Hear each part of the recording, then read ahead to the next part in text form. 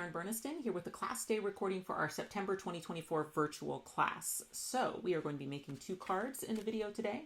The first one is a congratulatory card. It is a 5x7 landscape card in a 4 seasons theme. It says, seasons change and new journeys begin. Congrats to you. So this one is going to use our fancy label accordion and tree add-ons in a little bit of a different assembly, because instead of doing it as a traditional accordion, we're going to make it into a card assembly. So that's going to be card 1. And then card 2 is we're doing a light up card. So I'm always excited when we do a light up card, and this new light from Pear Blossom Press is amazing. Wait a minute, I won't even show you the light yet. Let me show you how it works. Okay, so here on the front of the card it says push here and make a wish. So you push the button, hopefully you could hear that click. And what that does is it turns the light on inside, so the candle light above. And then it says happy birthday, that's our new Lorna happy birthday add-ons, and then blow out the candle, and then you just blow on it and it blows out the candle. Y'all, it is so fun. I mean, you're never going to want to stop playing with this card. So it's really, really a cool new light. I just think that's brilliant. So that's going to be our second card. Okay, so what are you watching? If you are a kit holder, which means that you went to either our website, we have sold out now, but you went to either our website, KarenBurniston.com, or you went to one of the 5 stores that made kits for this class, and those are listed on our events page, and I'll also drop it in the description box below. And you purchased a kit. And so then when your kit came, it was the bulk materials, the papers and things to make these cards. And then maybe you bundled it with your required dies, and so then your required dies came with that, or maybe you just got the paper because you already owned the required dies. And then 9 days before this video, because I didn't quite make my 10-day goal, is I sent out through those stores where you bought the kit, or from us, if you bought the kit from us, a prep work video. Okay.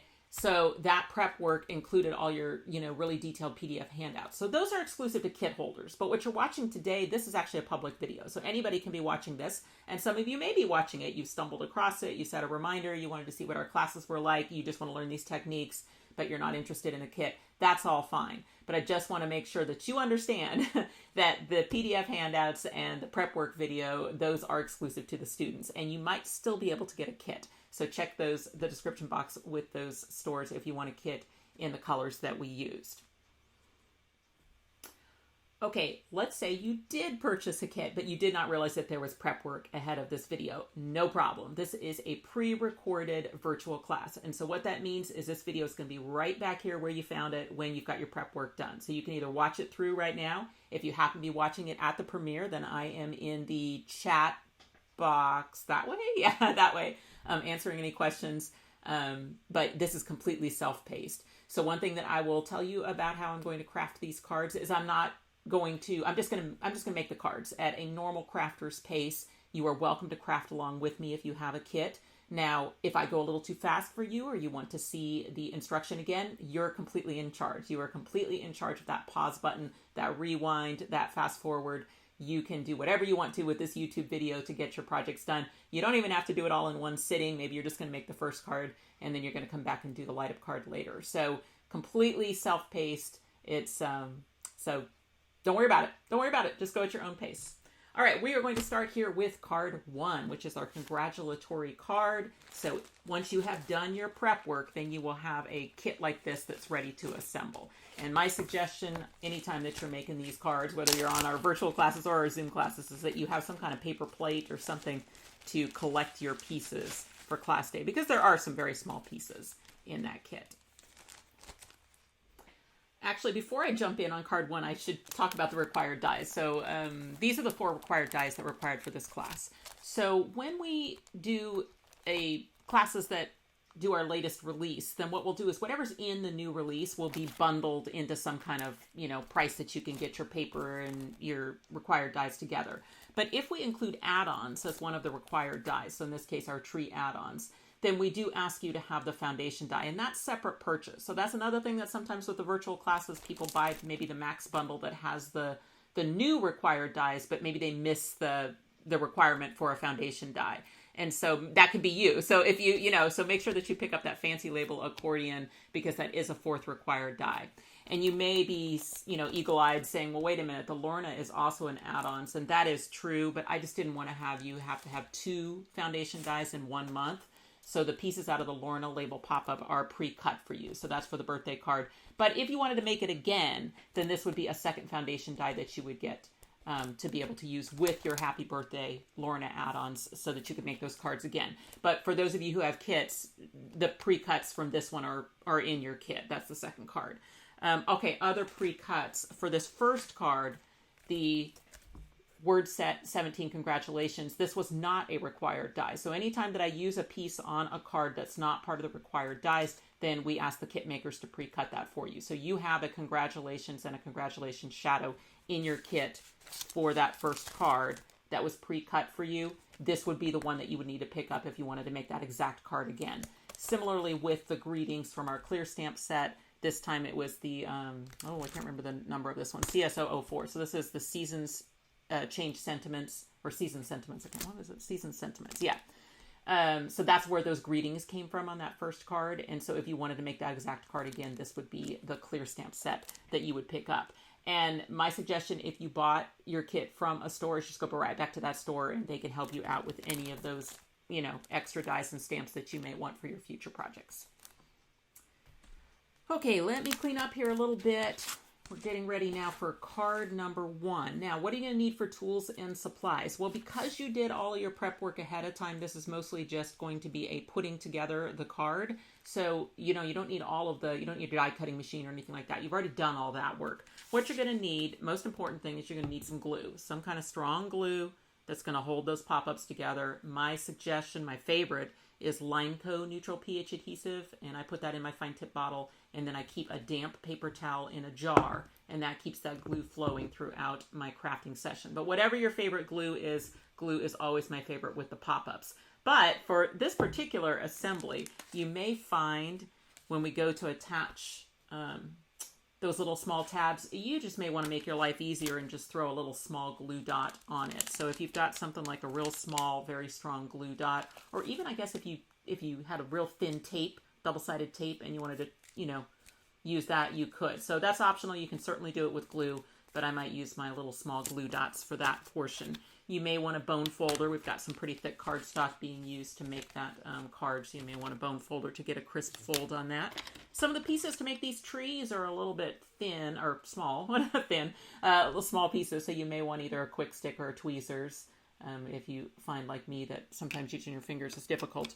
If you like the look of some brushed ink edges, you might see here on the edge of my card as I just went ahead and used some brown ink around the perimeter. I like distress ink, so I picked Vintage Photo on the brown, and then around some of the little trees foliage I used a green. So I used peeled paint distress ink, but any green that you have would work, and some kind of brush or blending tool to put that on. Okay, so as I dive into doing this, I'm going to turn my face off because I find it distracting, so I'm sure that you probably do as well. So let me go ahead and turn that off. All right, and let's jump in. All right, so the first thing that we need to do is get our actual card put together. So for this assembly, I wanted a 5x7 landscape card. And what that means is a 14-inch piece of paper. That's not something that's easy to find, but 12 inches is easy to get. So what I had to do during prep work is cut, the pieces of your 5x7 card. So this one here is a 5x7, and this one's a 5x7.5 because we needed a flap to connect those two together. Okay, and then what I told you in prep work as a good idea for making that flap is to actually, instead of scoring it, line up the ends of these pieces and then score along the edge of that thing to make your fold over flap such that it doesn't shift your cardstock over where you have an uneven end. So if you followed the prep work video, that was the instruction I gave. If you just scored it, because that's what the handout said, that's fine. But when you glue this together, you may find that one side shifts just a little bit. And if that bugs you, then you'll need to take a craft knife or some scissors and trim off the excess. But the first thing we're going to do is we're actually just going to glue those two pieces together. So I'm going to use adhesive here on my flap. Again, I like glue for this, but if you're a real fan of a strong double-sided tape, you could use that. We want that flap to go to the back of the card where we're not going to see it. So I'm going to take my ends of my card on these corners. I'm going to hold that in place so it doesn't move. Fold that flap over and give it a good press. So this might be a spot where you want that bone folder to get a good connection. And there we have it, a 5x7 landscape card. All right, okay, next up, let's open this up. Now, let's talk about the paper that goes inside. So, we chose some lovely Page Evan papers for this month's classes. And let me tell you, this particular class was extremely popular. And as such, we basically ran the manufacturer out of all of the rest of this leaf paper. Like, between the stores and us, we bought all that there is. I'm looking for the two that line up. So there were still people interested in taking the class, and I hated for them not to be able to take the class just because of this one leaf paper. So we looked around and we found another really, really pretty leaf paper. We chose one from Echo Park. So that's the replacement leaf paper for when the Page Evans ran out. Some of the stores may have made the kits with this leaf paper, which is also beautiful. And to prove it to you, I did make up the card in that alternate leaf paper. So whatever leaf paper you have, whether it is this kind of more pink-based Page Evans one, or whether it is this, you know, more rainbow, I guess I would say, because it, you know, kind of rotates through the colors, Echo Park paper, whichever leaf paper you have, you're looking for two big pieces to go inside the card. And you may have noticed me sitting there looking at which two line up. That's not very important. They're pretty far separated, and there's going to be a whole pop-up in the middle. So I wouldn't bother too much with, you know, as you see, I mean, how could you even tell if those papers carry on, you know, from page to page? But if that is something that's important to you, then, you know, pick the two that line up, I guess. And we're just going to glue those in to the card. Lined up, centered on each side.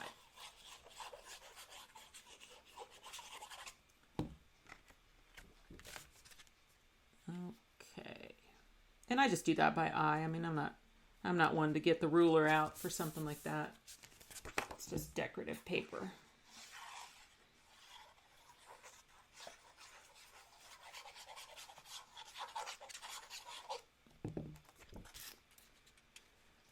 Alrighty.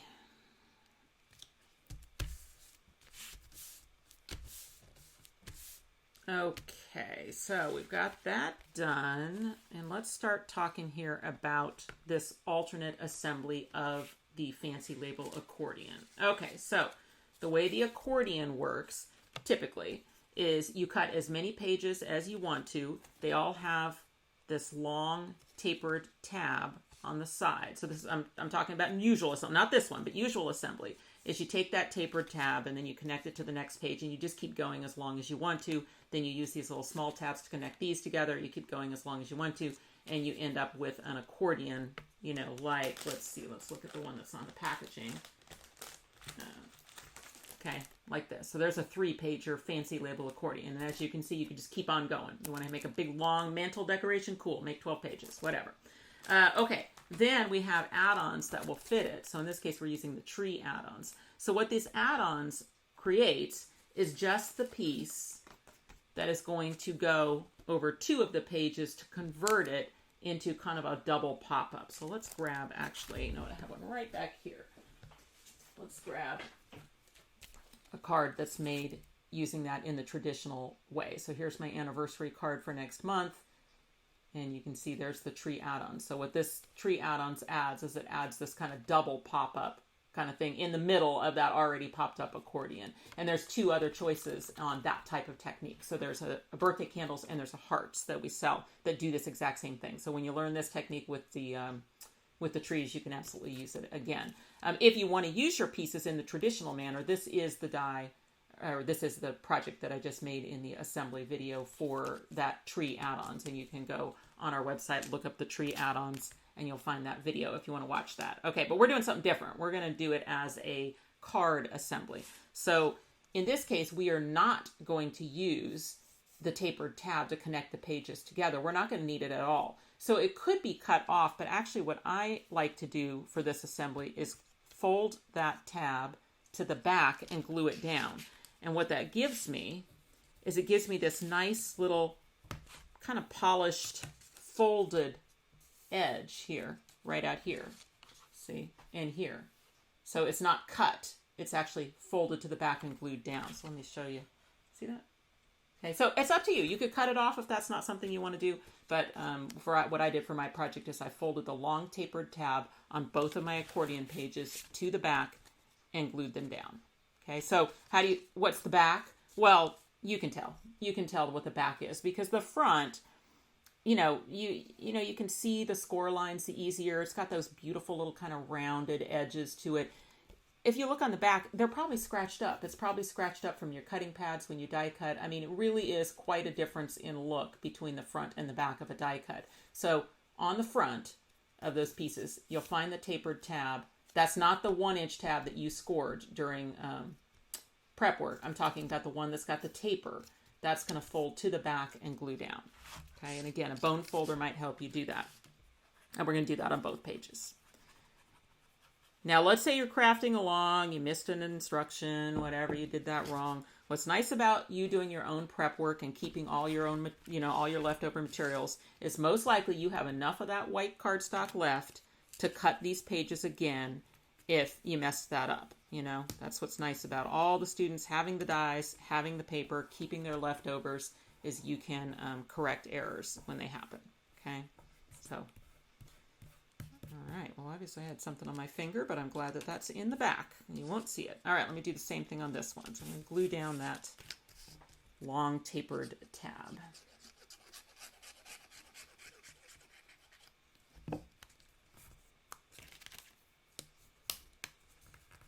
And this is something too where if you have like chip clips or quilting clips and things like that, sometimes clipping, things like that, so they, while they dry, can be helpful. Save you having to do it, where you hold it. But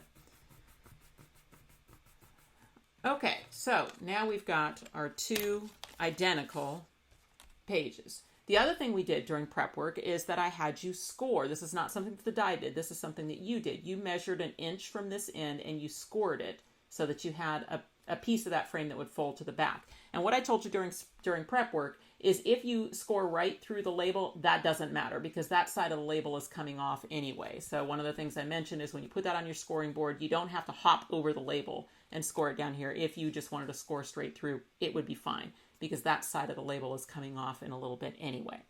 But what we're going to do is we're going to fold on that 1 inch and put that to the back. That's just temporary, but what we're going to do is we're going to use that folded to the back and do that on both pages because it'll make it easier for us to put on the frame edges. Okay, so let's move it into our second of our required dies, and that is our fancy solid frame.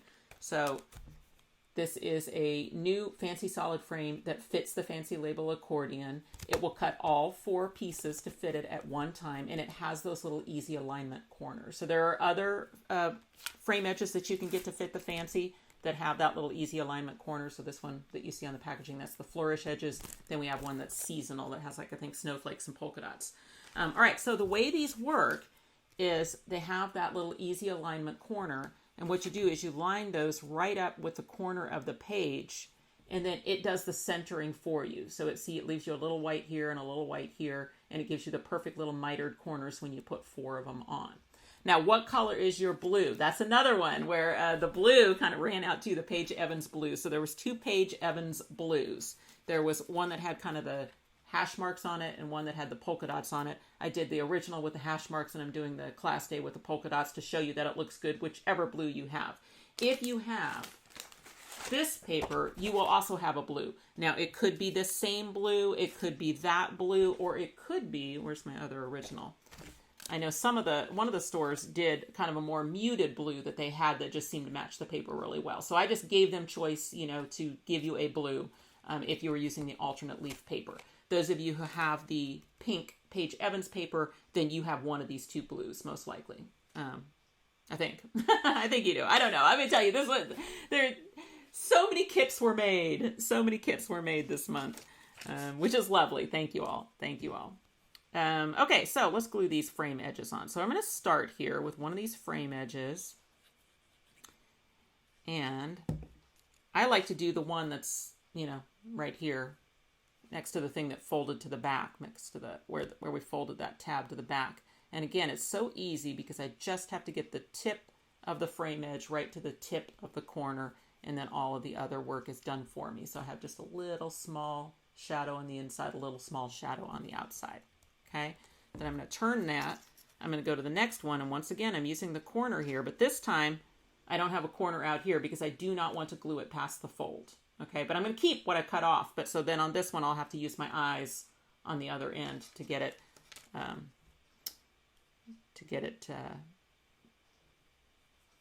centered. That's the word I'm looking for. So when I put my glue on, let's see how far I'm going. Okay. I'm going to stop short just so I don't have a bunch of glue on that piece that I will end up using, but not at first. So I'm going to use this easy align corner. I'm going to get it right to that corner, and then I'm going to just use my eyes to get it centered here and here. When I get to that fold line, okay, I don't want it glued down anymore. I actually am going to cut it off. So where are my scissors? These are. Okay, so probably the easiest is to flip it over, all right? And then I'm going to trim along the edge, and I'm going to keep this piece because I am going to use it. Okay, so that little scrap is going to get used. Make yourself a little scrap pile and keep it. All right, then I'm going to go to the next one, down here, doing the same thing. So I'm realizing maybe what I could do is a little hybrid where I put the adhesive on the frame edge itself down to a point where I'm not really sure where it ends, and then maybe I'll just put a little adhesive here right on the edge where I'm going to stop so that I know I get all the way to my fold line. Okay, so I'm going to put this one on at the corner.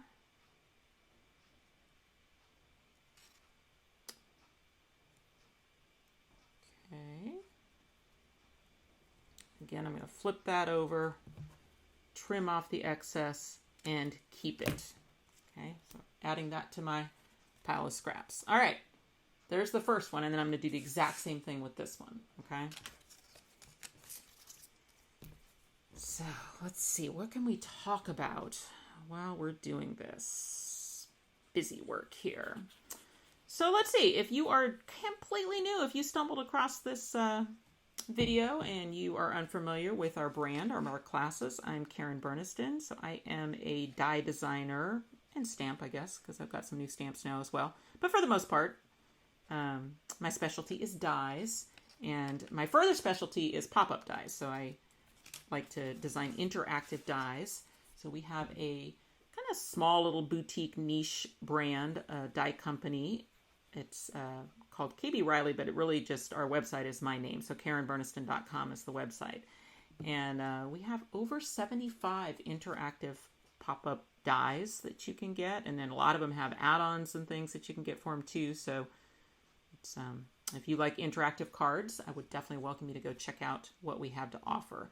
And then because it is such an education-based product, then we do monthly classes. So we work with our stores for that, and we'll do a couple months of Zoom classes, and then we'll do a virtual class. So what you're watching now is a virtual class. So on the virtual classes, the prep work is on YouTube, and the class day is on YouTube. When we do the Zoom classes, the prep work is the same. You get your handouts and your prep work video 10 days before class, but then we meet at a specific time. It's always on a Saturday, starts at 11 a.m. Central, for a Zoom session to put the cards together. And for those classes, you can, you're in the room with me. You can stop me, ask me questions. If you can't make it, it's recorded, and the link is sent out to the students afterwards. So Zoom classes are exclusive to the stores. They're the only ones who make kits for it. On virtual classes, we'll make a certain limited amount of kits on our website as well. But the Zoom classes, you have to go to the stores. And you will find those store lists in the description box below, because I'll put the list, or you can always check out our events page. All right, so now what you're going to have left here is you're going to have 2 full frame edges that we haven't used, and you're going to have your 4 scraps. Okay, so just keep those all together. And what we're going to do now with these 2 pages, okay, let's put them, typically with an accordion, your tabs always point to the right, but we're doing a little bit something different this time. So we're going to take our second one and we're going to flip it over, and we're going to glue those 2 pages together with a kiss connection with that 1-inch flap. Okay, now you can see, my labels are kind of crashing into each other. Before we do that, we can certainly take off that half of the label because we don't need it. We're going to replace it with this. All right, so let's talk about how we would do that. All right, let's go back to where we started, where we've got tabs on the right on both pages. Okay, we want to keep the side of the label that has the tabs. All right, when you look at that label and you pivot it, you can see that we have to maintain a little bit connected over here on the left-hand side, or else the whole thing's gonna, the right side will just fall off. All right, so to figure out where to cut it, okay, what I think the easiest to do is to take that label, flip it all the way over. Okay, so we're going to pivot all the way around on our pivot point. And then I'm going to use a, you know what, I'm just going to draw all the way across the thing. It's not like I couldn't erase it if I needed to. Okay, you don't have to draw on yours, but let me show you. Okay, if you use this little kind of rectangle down here, this little square as your guide, and you give yourself a mark. It doesn't have to be all the way across, but a little mark that's, about halfway between that thing. Let's see. Let me find some other color thing to put in there. Here's a little Post-it note. Okay, let me show you what I'm doing. See, so I'm just using the little square underneath to say, okay, well, about half that distance seems to be a good amount to keep connected, because we're trying to keep this connected to those pivot points, because there's the side with the tabs and we need it, right? This side we don't need. So that side that we scored through, maybe we don't need it. Okay. So where we want to cut it is where you see that line that I just drew. Okay. And now I'm going to do it on the other, before I start cutting, I'm going to do it on the other one so that you have a chance to do this and make sure that you didn't mess this up. Okay. So we're starting with a page. We've got tabs on the right. Okay. We're going to take that label and we're going to pivot it on the pivot point. You can go all the way around and even give it a pinch if you want to. Okay, so now we've got it upside down. You can see the tabs are on the left now. And what we want is we want a little mark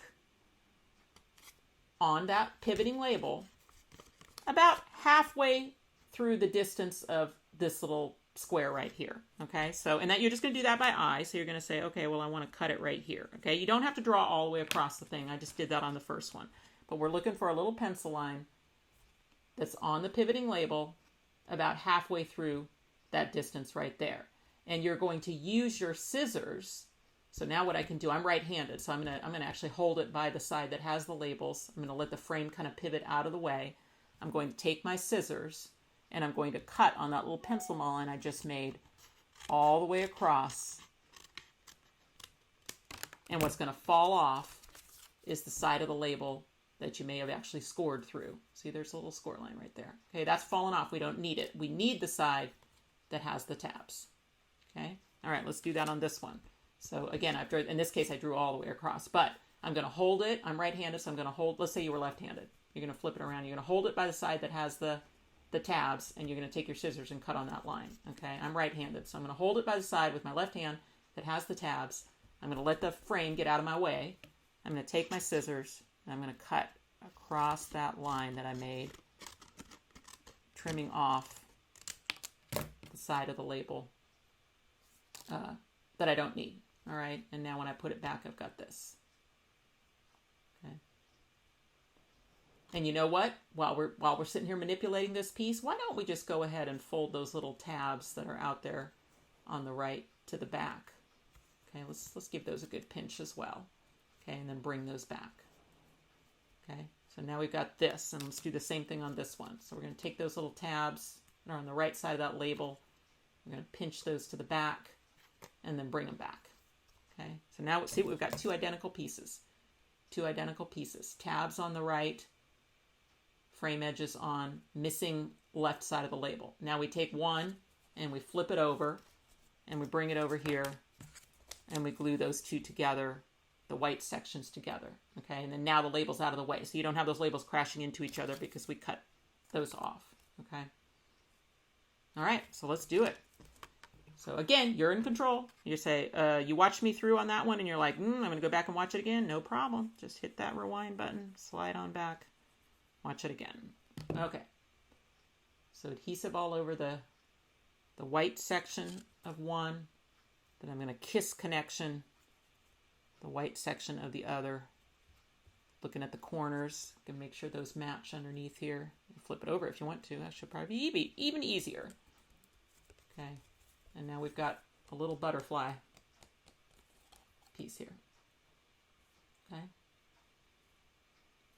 Now, why are we doing this? Because we're doing an alternate assembly, because we want to do this fun thing where we install that accordion in a card and we have this cool floating frame. And what that little section in the back does is basically a stopper, see? So that this will stay elevated. So if this was missing, let's say, can I fold it out of the way? Then you might find that you won't get quite as nice of a pop-up. So what's nice about keeping that section is it kind of acts as a stopper and helps with the display, of keeping it open nicely for a display. So that's why I like to do it that way. But you can explore. Maybe explore cutting that whole section off and seeing, you got to have something to connect the two. So that's the other thing. But it's just paper. Paper is meant for exploring the options. All right, so now let's talk about finishing up our frame edges. If I turn that over, then I've got this, side that I just glued together, and I'm just for decorative purposes, I'm going to add those frame edges and scraps to both sides of that white piece. See that?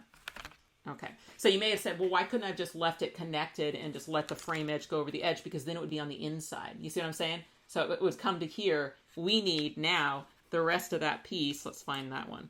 Okay. So we need that piece not to be inside those pieces that are glued together, but actually out over here. So we're hopping to the outside, if that makes sense. So, okay.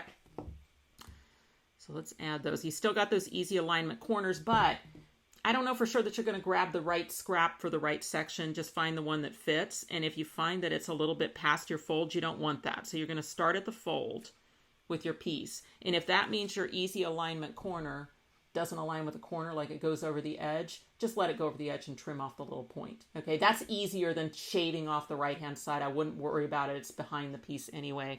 I would just snip off the little tip of the easy alignment corner so that you can start right at the fold. Okay, then we've got a long one to go here. I just dropped one of them. Okay, I found it.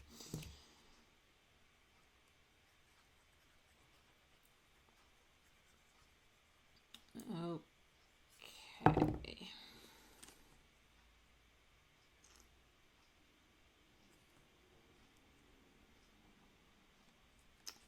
All right, there's our long one. And then I need to find the one that fits here.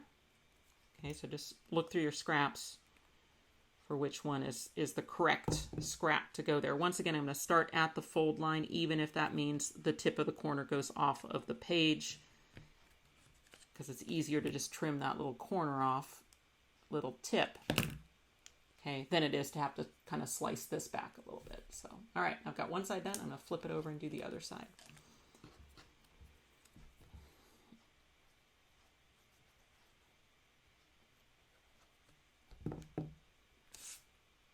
Okay, once again, starting at the fold, coming out to the corner. Anything that pops over the corner, you can snip off. That long one.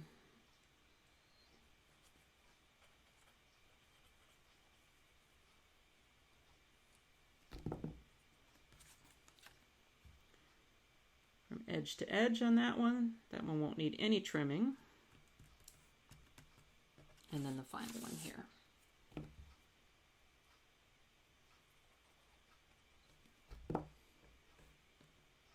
Oh, yep. Remember my own instructions. Start at the fold.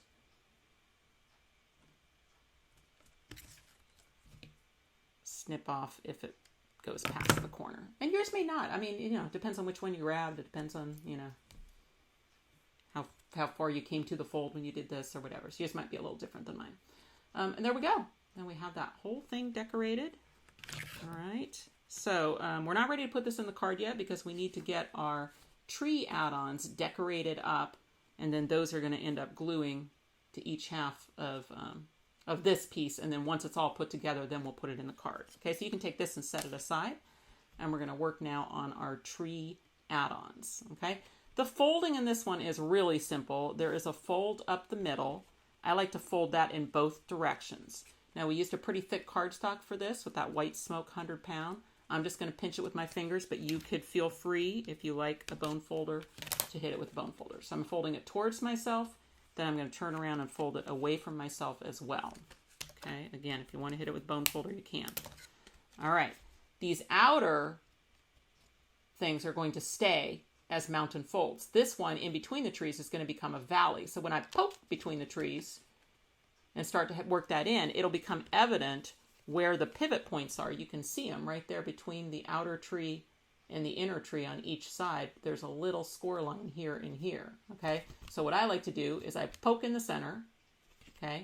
Then I take my thumbs underneath the outside tree and I take 2 fingers, you know, maybe index fingers or something, inside, and then I bring them together. And then I can pinch that pivot point right there, okay? All right, so I'm going to do that on the other side, okay? So I poke this in, so I take my fingers inside the trees, I take my thumbs underneath the tree, and I bring them kind of together to pivot and pinch that pivot point.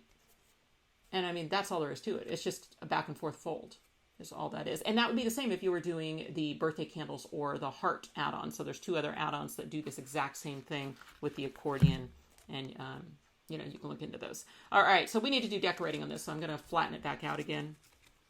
But I wanted to find those folds first.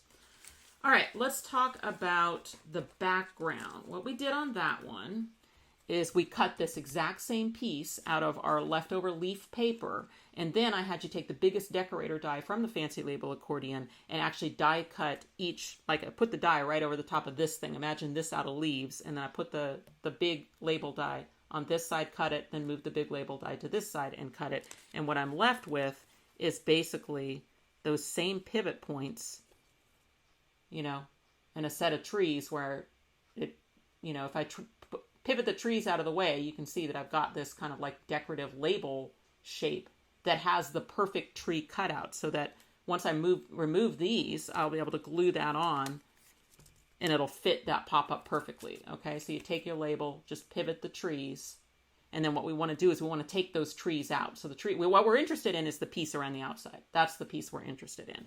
Okay, so we can take our scissors and actually cut on that pivot point, or even if you can kind of cheat a little bit even away from the pivot point, you know, like get so that your cut isn't exactly on the fold, but maybe a little bit inside of the fold, just so it doesn't bunch. So then when we glue this on, what you're looking to do is have it line up perfectly. Okay. And since this ends up being, does it end up being? Yeah, it is. Oh, no, I guess technically it's a mountain fold, so it should be fine. It should be fine. You can cut right on the folds. I forgot that wasn't really a valley where it was going to squish that paper up into that valley. So, okay, so now I have a piece that will fit right there. All right, I'm going to do the same thing with this one. So I'm going to find the trees, pivot on the pivot point, and give it a pinch. Okay, that'll tell me where to cut, and I'm looking to remove those trees. So cut on the pivot point over here, cut on the pivot point over there. The trees are not needed. It's the piece that goes around the outside that I want. And then now, since that was cut with the same die, it'll fit perfectly. Okay, so let's go ahead and glue those on.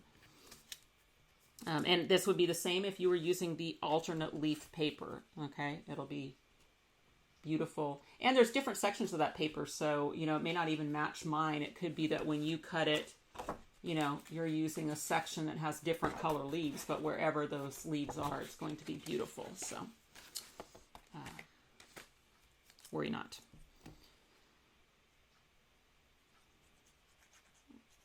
One of the things we do, you know, it could be a little bit of it's a bit of a delicate operation, these classes, now that we have so many stores helping us, including a store in the Netherlands. So those of you that are in Europe, you can check out Stamps and Cards. I'll put the link below, and you know, you have an option for purchasing a kit actually in the Netherlands, you know, which may be a good choice for our European students. And but yeah, like picking papers and cardstocks and specialty papers that sort of like everybody can get in the quantities that they want, can be a bit of a delicate, fun challenge each month. So we generally check. So we check with the paper manufacturer that we're choosing. We're saying, okay, well, you know, we think between the 6 people making kits that we're going to need this many hundreds of sheets of paper. And they say, oh yeah, no, we have enough. And then we hope that holds true. But then sometimes maybe a store ordered in for their first round of kits and then they had enough interest that they wanted to order more. And then they go back and like, uh-oh, that paper isn't available anymore. So this, I think, is the first class where we really had that issue where there's been one before, I think, where we had 2 different red cardstocks or paper that we had to use. But I think this is the first one where we just had a lot of, combinations. So that was a challenge for me on the design, was making sure that, okay, I can only use the blue side of the paper because I know everybody's got blue, but what's on the back might be different. So anyway, it was quite the challenge this month, but well worth it. So more people can participate. All right. So now we have our outside label pieces on, and now we're going to work on those trees. So with that cute little tree add-on set, you actually get 2 tree trunks and 2 pieces of foliage. So that'll make things go faster on the cutting side when you're making the cards with the trees. Those little trees work adorably on their own. So you do not always have to use them with the background piece. You can just use them, on their own. And lots of the design team has made all sorts of cute cards with those. But what we're looking for right now is 4 trees. So we need 4 brown tree trunks. And we need 3 pieces of foliage. Okay, so your lighter green, okay, if you have a lighter green, some of you may have a darker green. I don't know. Anyway, your green that's solid, that's going to be your choice for your spring tree. So I think for the majority of people, it will be this green, this kind of spring green. But if yours is a little darker, that's fine. If you have the Paige Evans paper, this leaf paper, then the back side of it was this green plaid. And that's what I had you cut for your summer trees. Okay. Now, if you have the alternate paper, there was no green plaid on the back. It was journaling cards. Okay. So for that one, I had the kit makers actually put another piece of paper in, like just a green cardstock, some kind of darker green cardstock. And so you're going to look for that darker green cardstock to use for your summer tree. Or maybe you went to your scrap bin and found something that you liked better. Or I think there may have even been in some of the kits that have this paper may have even had like a polka dot paper. I think Alec threw some polka dot paper in for one of the store's kits. So anyway, whatever you have that's for summer, the one that looks more summery. And then for your fall tree, you're looking for a foliage that was cut out of your leaf paper. Okay. And then you don't need a foliage piece for winter. We're just going to put snowflakes on it. All right. Now, before we assemble these, if you like the look of inked edges, then this would be the time. Okay. So I'm going to use that peeled paint, distress ink, but it could be any green.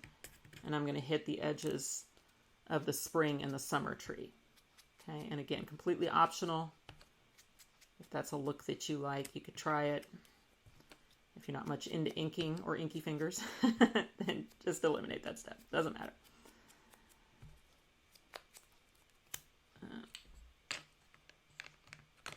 All right, and then for the fall tree, I'm going to use the vintage photo, the brown ink on that one.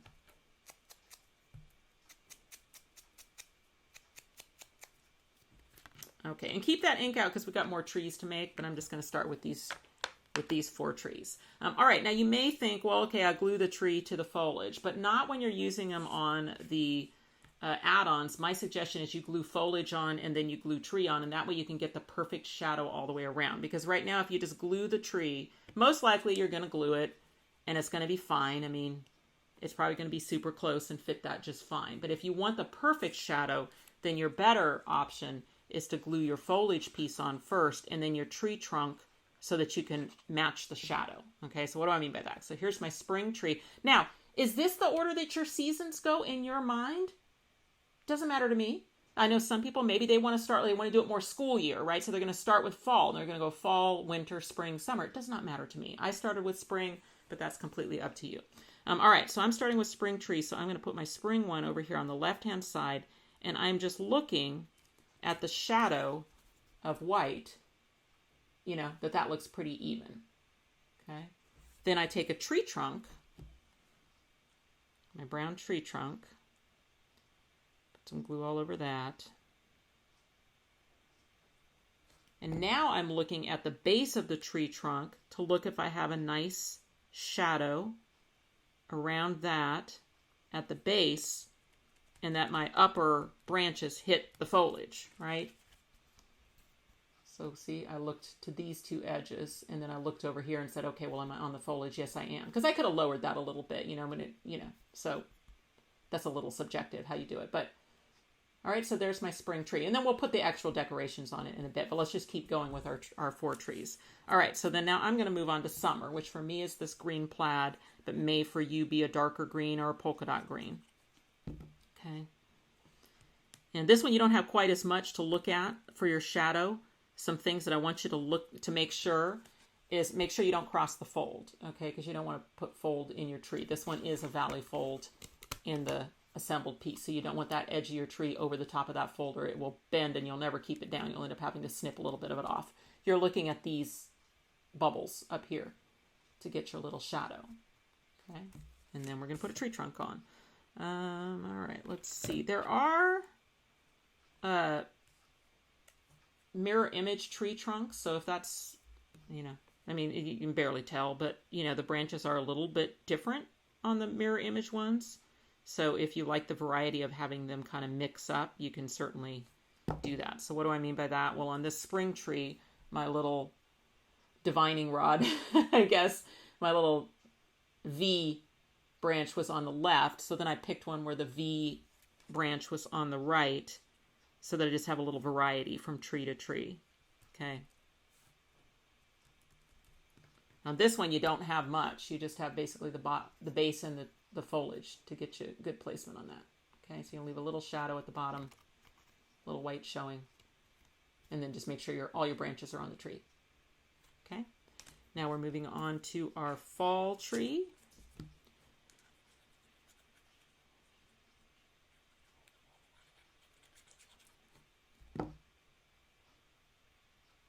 Oh, it's funny. I can tell that that's the back. When I was doing the glue on this side, I was like, I think that's the back. You know what? I'm going for it.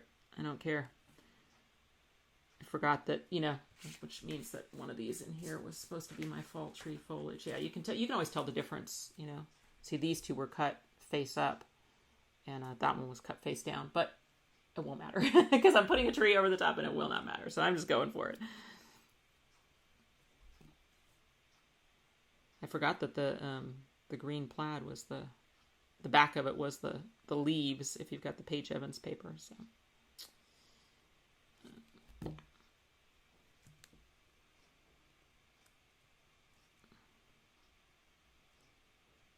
I definitely subscribe to the idea that we as the crafters are our own worst critics, right? And we're going to notice every little imperfection in what we make, and all the person that gets this card from you is going to think is, oh my gosh, did she make that? Or he? Did they make that? Yeah. So, don't worry about it. And a good dries clear glue, is your best friend for crafting.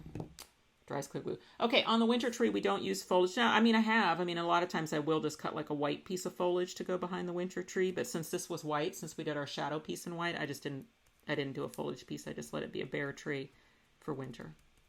Okay.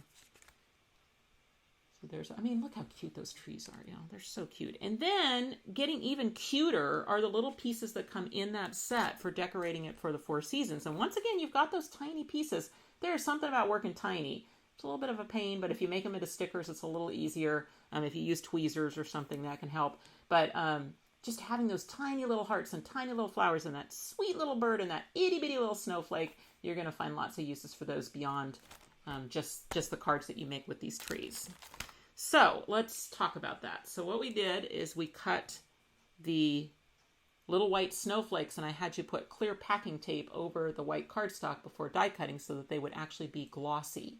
Okay, so you can also just buy glossy white cardstock. That exists. The Paper Cut sells it. Probably those stores that sold you a kit can probably easily get that glossy cardstock for you. So if you want just white glossy cardstock to make snowflakes out of, you can certainly do that. Or a glitter, or white glitter looks really nice, or silver with the snowflakes. But if you're in a pinch and you need to make some glossy cardstock, you add the clear packing tape to the back of to the front of the cardstock before die cutting. It turns anything into glossy. And that goes for paper too. So, all right, so we've got 3 snowflakes, which we're going to glue wherever you want to on your winter tree.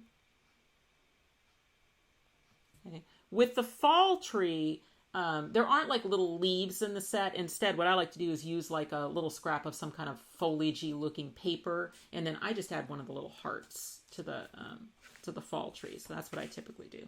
So let's see, let's find our hearts in this set here. You might as well just get out the other things I'm going to need. So I need a set of pink flowers, a set of yellow flowers, and then do this. So are those my hearts? No, still looking for my hearts.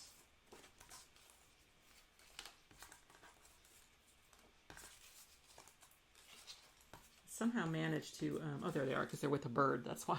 Okay, so what I had you do on the hearts and the birds, you may have made a different choice, but what I did is I scribbled with a colored pencil onto the cardstock to give it color. Then I put the packing tape over the top, but I also put double-sided adhesive on the back, and that way they're both glossy and stickers. And I just kind of like the look of the scribble color.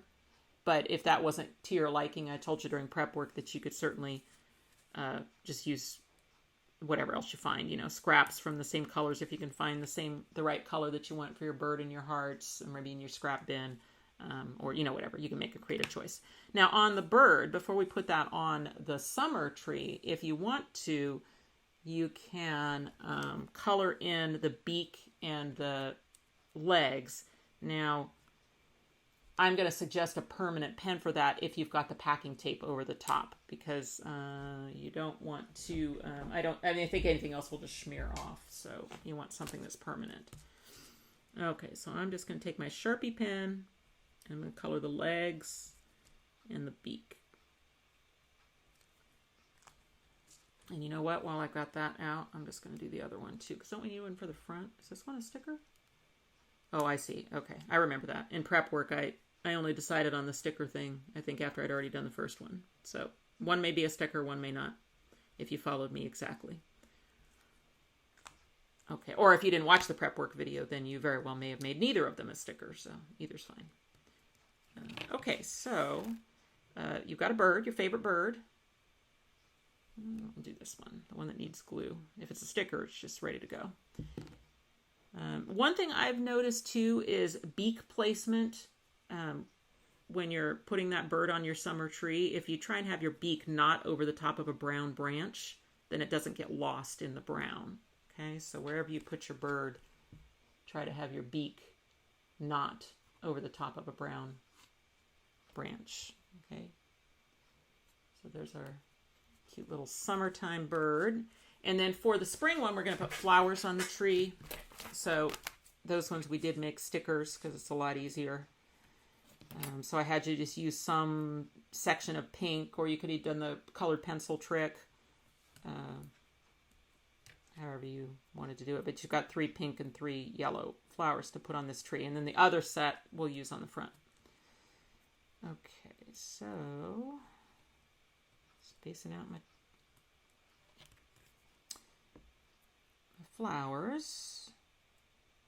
And then what we did for the centers of those flowers is we just used the stencil feature that's built into the die and a pen, which is way easier when you're working small, is just to use the stencil features, not gluing on tiny little flower centers or whatever. So, all right, here we go. Aren't those just the cutest things? Cute, cute, cute. Okay, let's see. I don't lose my bird. All right, this is trash. All right, we are ready now. And again, remember, you're in control, so if you didn't get your trees decorated quite as fast as I did, no worries. You can just hit pause. All right, so let's talk about adding this to this, okay? So it's going to be pretty easy. What we want to do is we're going to glue this half, and it's going to line up perfectly with that. And then we're going to line up this half with that edge, okay? So what's important though is, remember, this is going the other way, all right? So when we put these on, look at all that space in there that we cannot have adhesive, or else we'll stick our outside trees down. Okay, so we would not want to put the adhesive on the back of here because, you know, we may not get it right. What would be best is to put our adhesive on these labels, basically just going around the perimeter. I'll just do it with my pencil here so you can see what I'm going to do with my glue in just a second. Kind of like this. Okay, so that we leave the inside section completely open where that tree is going to be. All right, so now I'm going to do it. I'm going to take my glue. I'm going to go around the perimeter, not the tabs, but just around the perimeter like here. Okay, so basically I've got glue where you see the pencil lines. Then I'm going to take this left side and I'm going to go in there. It's going to line up with that label shape just perfectly. Okay, now watch your pivot points. It'll be down in there. You know, let me get that lined up and I'll show you what I mean by that. So, you know, it needs to sink down to actually attach to the label. So don't let it get tripped up on that little pivot point. It needs to go down in there. Okay. All right, so now we have that side on and we don't have any glue in our thing. And this is why, remember that earlier step where I said we're going to pivot that label around and we're going to leave a little bit connected, and what seems to be a good amount is about half the distance of there. And you may have been wondering, well, why don't I just make it the full distance? Like give myself, you know, more area connected. And here's why. Here's where you can really see it. Because you'll get, if you leave too much connected, then this can't pivot around it. And that's true for the hearts and the birthday candles as well. So see, by using half, that tree pivots right around that edge really nicely. Okay, but if you left more on, then you'd find that it would get in the way of your tree, your pivoting tree. Okay, and if right now you're finding that, you know, you can't pivot that tree, then that's what you would need to do, is you need to shave a little bit more off right here. Or let's say you could maybe even just take your scissors and scoop out a little bit right there, you know, to make it easier for that tree to pivot. So if that's happening, that's because you've left too much attached right here. But you do want some attached, obviously. This has got to pivot. We don't want it to be a little tiny sliver. You want it to be a substantial amount, but just not too wide. And then if you do find that it's getting in the way of your tree pivoting, like your tree can't pivot around that edge, then you could, before you glue it on, take your scissors and scoop out a little bit where the tree is. Okay, hopefully that makes sense. All right, so let's do this side. We're going to go around like this. Okay, so again, just went around the perimeter. Take this edge, line it up perfectly. I've got it kind of crashing into my pivot point right there, so I got to make sure that I get down underneath the pivot point and onto the label. Say with a little bit easier said than done. There we go. Being stubborn. Okay. And just to check that it's pivoting around that edge just fine. See, I've got a little bit of daylight in there, so that's great. Okay. Now, if I want to close this, okay, there's the closed position. So the closed position is the frames come forward, the labels go back, the trees come forward. So the trees and the blue frames are moving in the same direction, okay, and these are going the opposite way. Okay, you can see that here where you got that opposite folds. All right. Well, this is actually ready to attach inside the card, and then we can do the rest of the decoration after. Okay, so getting our card back out.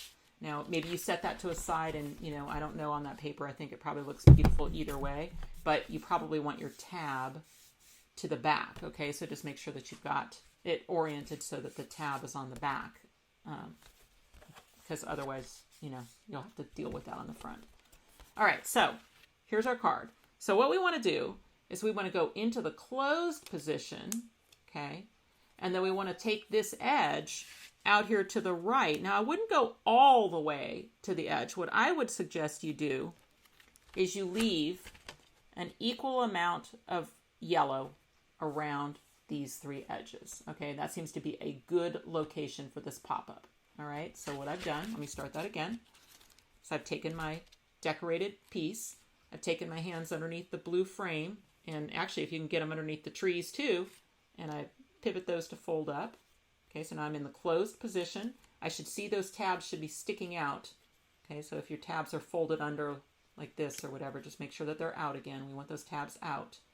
Okay, we're going to take this edge here, the white edge, and we're going to go out here to the right side of the card, and we're going to place it in such a location where we've got an equal amount of yellow showing on these three sides. Okay, and what's going to glue down is going to be those tabs, but it's the ones that are underneath. Okay, these two. All right, this is where I was saying we can use glue.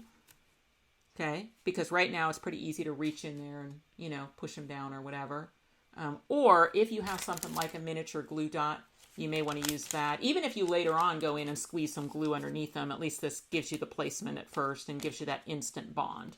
So let's say I want to use these glue dots. I'm going to take a glue dot. Okay.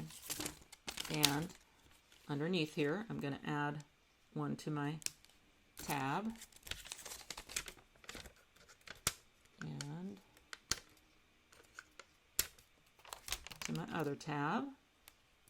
Okay. All right, flipping it back over now. Again, going out here, so I've got an equal amount of yellow on the three sides, and it looks nice and straight.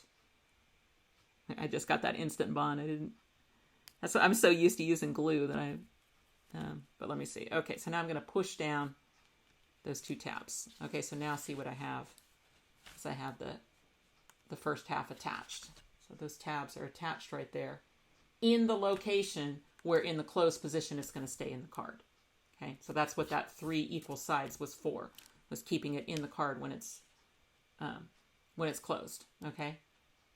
All right, and then these 2 tabs are going to attach over here. Now we wouldn't want to guess where they go. Like we wouldn't want to go like this, put some glue, and then glue them down, because you may glue them in the wrong location. So what we want to do is we want to let the card tell us where they go.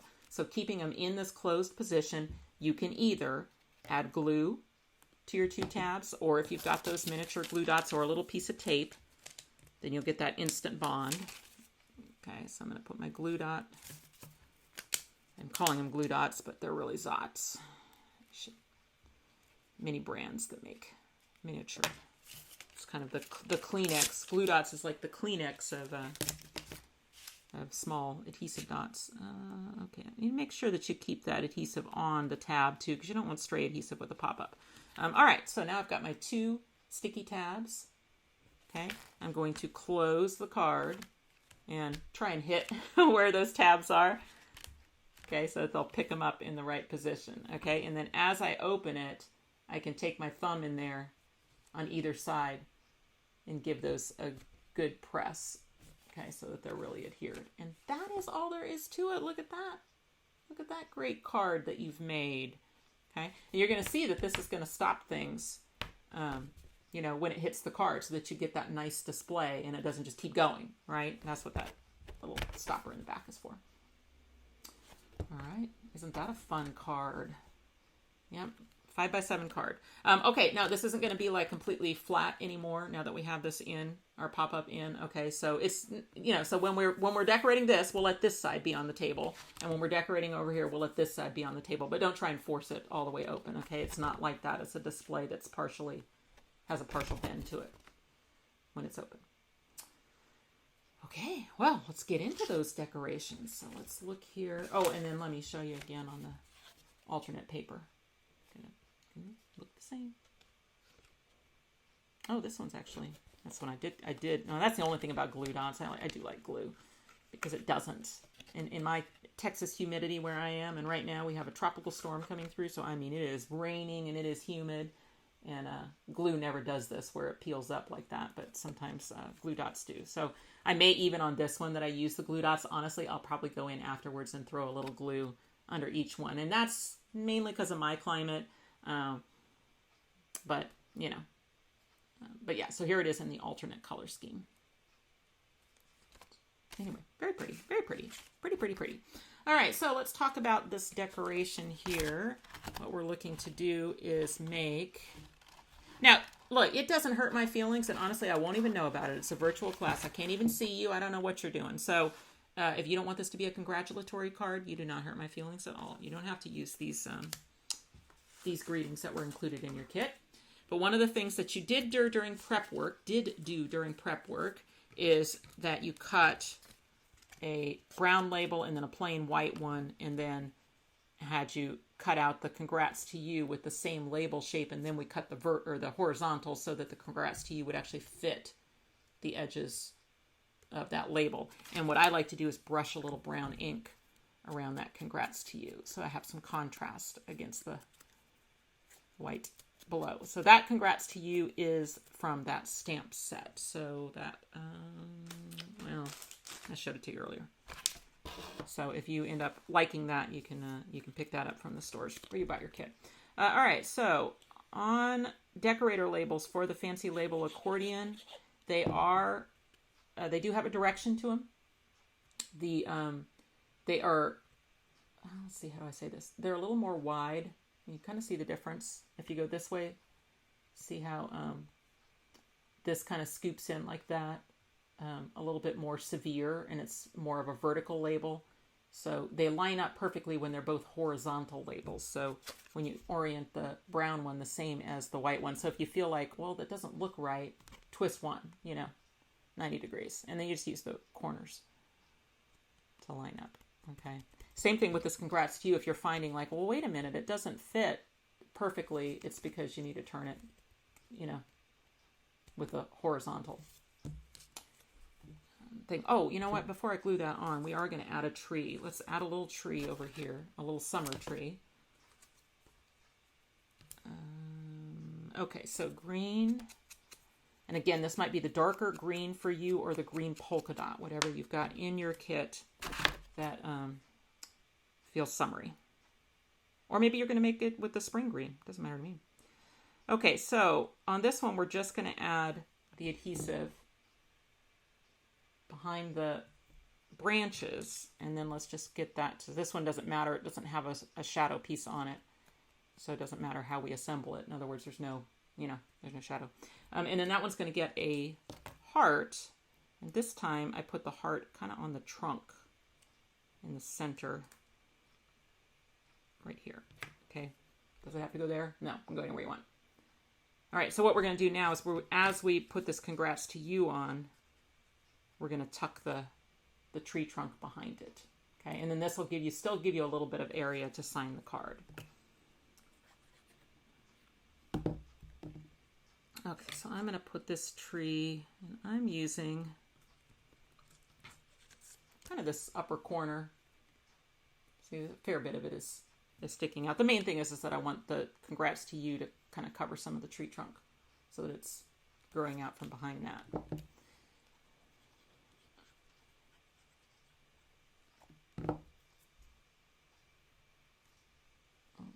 Okay.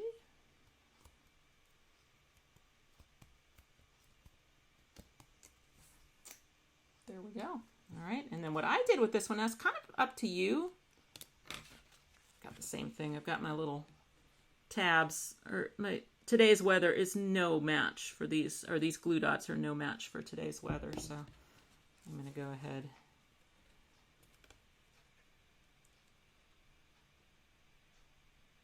Get those in.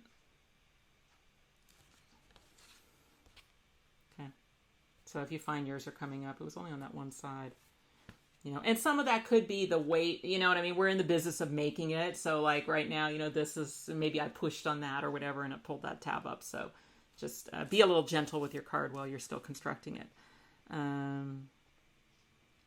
Yeah. All right. So congrats to you. So what I did is kind of up to you. I mean, it looks to me like I had a little bit of it into the yellow just so it would kind of stay away from the frame when it's open. And then I just had the point kind of match the point of the pop-up.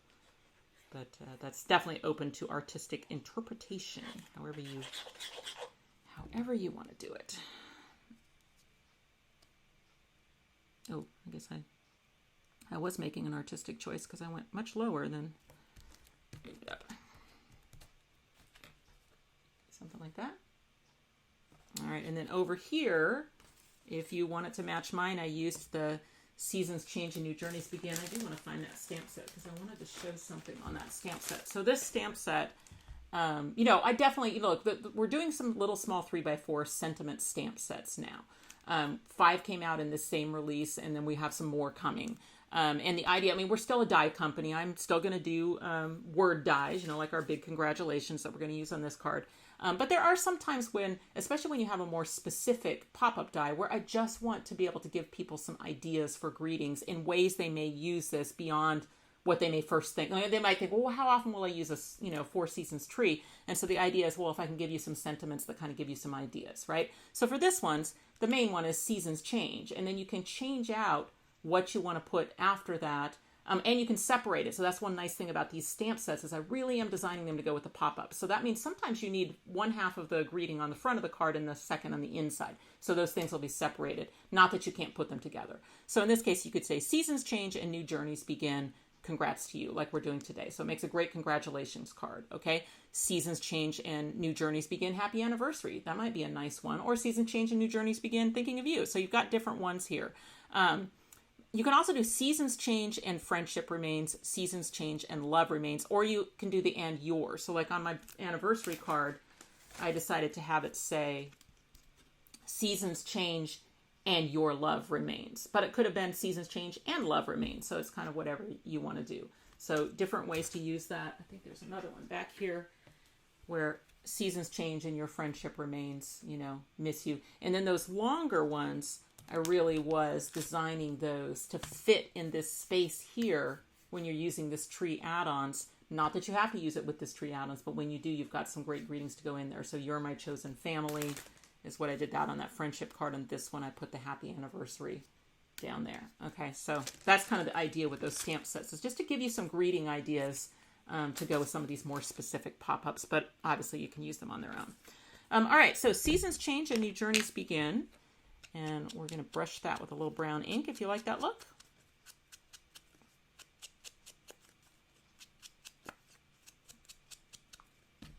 Okay.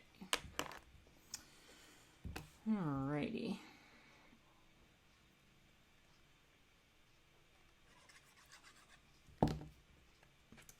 Once again, making sure that you've got the shape aligned, you know, the more horizontal shape.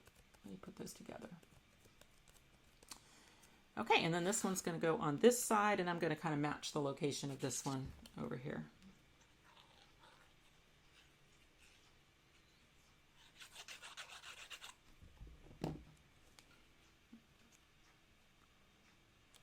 Okay, so I'm using the point, so the points kind of go straight through, and I'm anchoring it by having it a little bit into the yellow.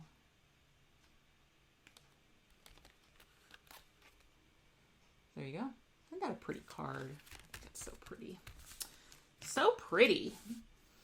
Okay, well, what we can do for the front of the card is we can actually build it. I love it when I can do that. We can build the whole card on the other piece of pattern paper, of leaf pattern paper, and then when it's completely done, just glue it to the card. And that makes it a little bit easier than trying to construct it, you know, with the bulk of your card being in there. Okay, so find your other leaf paper, whichever one it is. Whichever way you think is up. I guess I'm going to go this way. If you're doing the alternate card, it's going to be similar, but probably you're going to have more like blue. Well, depends which way you cut and which ones you pick for the inside, but you may end up with the more blue cards, or blue leaves up here in the upper right. Okay, so we are looking for whatever green you have, because remember, this is the back of the leaf paper if you're using the Page Evans. If you're not using the Page Evans, then you had journaling cards on the back, so you didn't have anything to do with green, so you've got a separate piece of green in your kit. So that could be the darker green that has little polka dots on it, that moss green, or it could be the little green polka dot that I know one of the stores put in as their alternate green. So whichever one you have. And then you should have two. Oh, it's me always losing my pieces. Oh, there it is. It fell out. Should have two little skinny whites. Okay. So and again, this is all open to your interpretation. You do not have to match mine. How you use your pieces is completely up to you. So I'm going to start with the white. I'm going to come up a little bit from the bottom. Okay.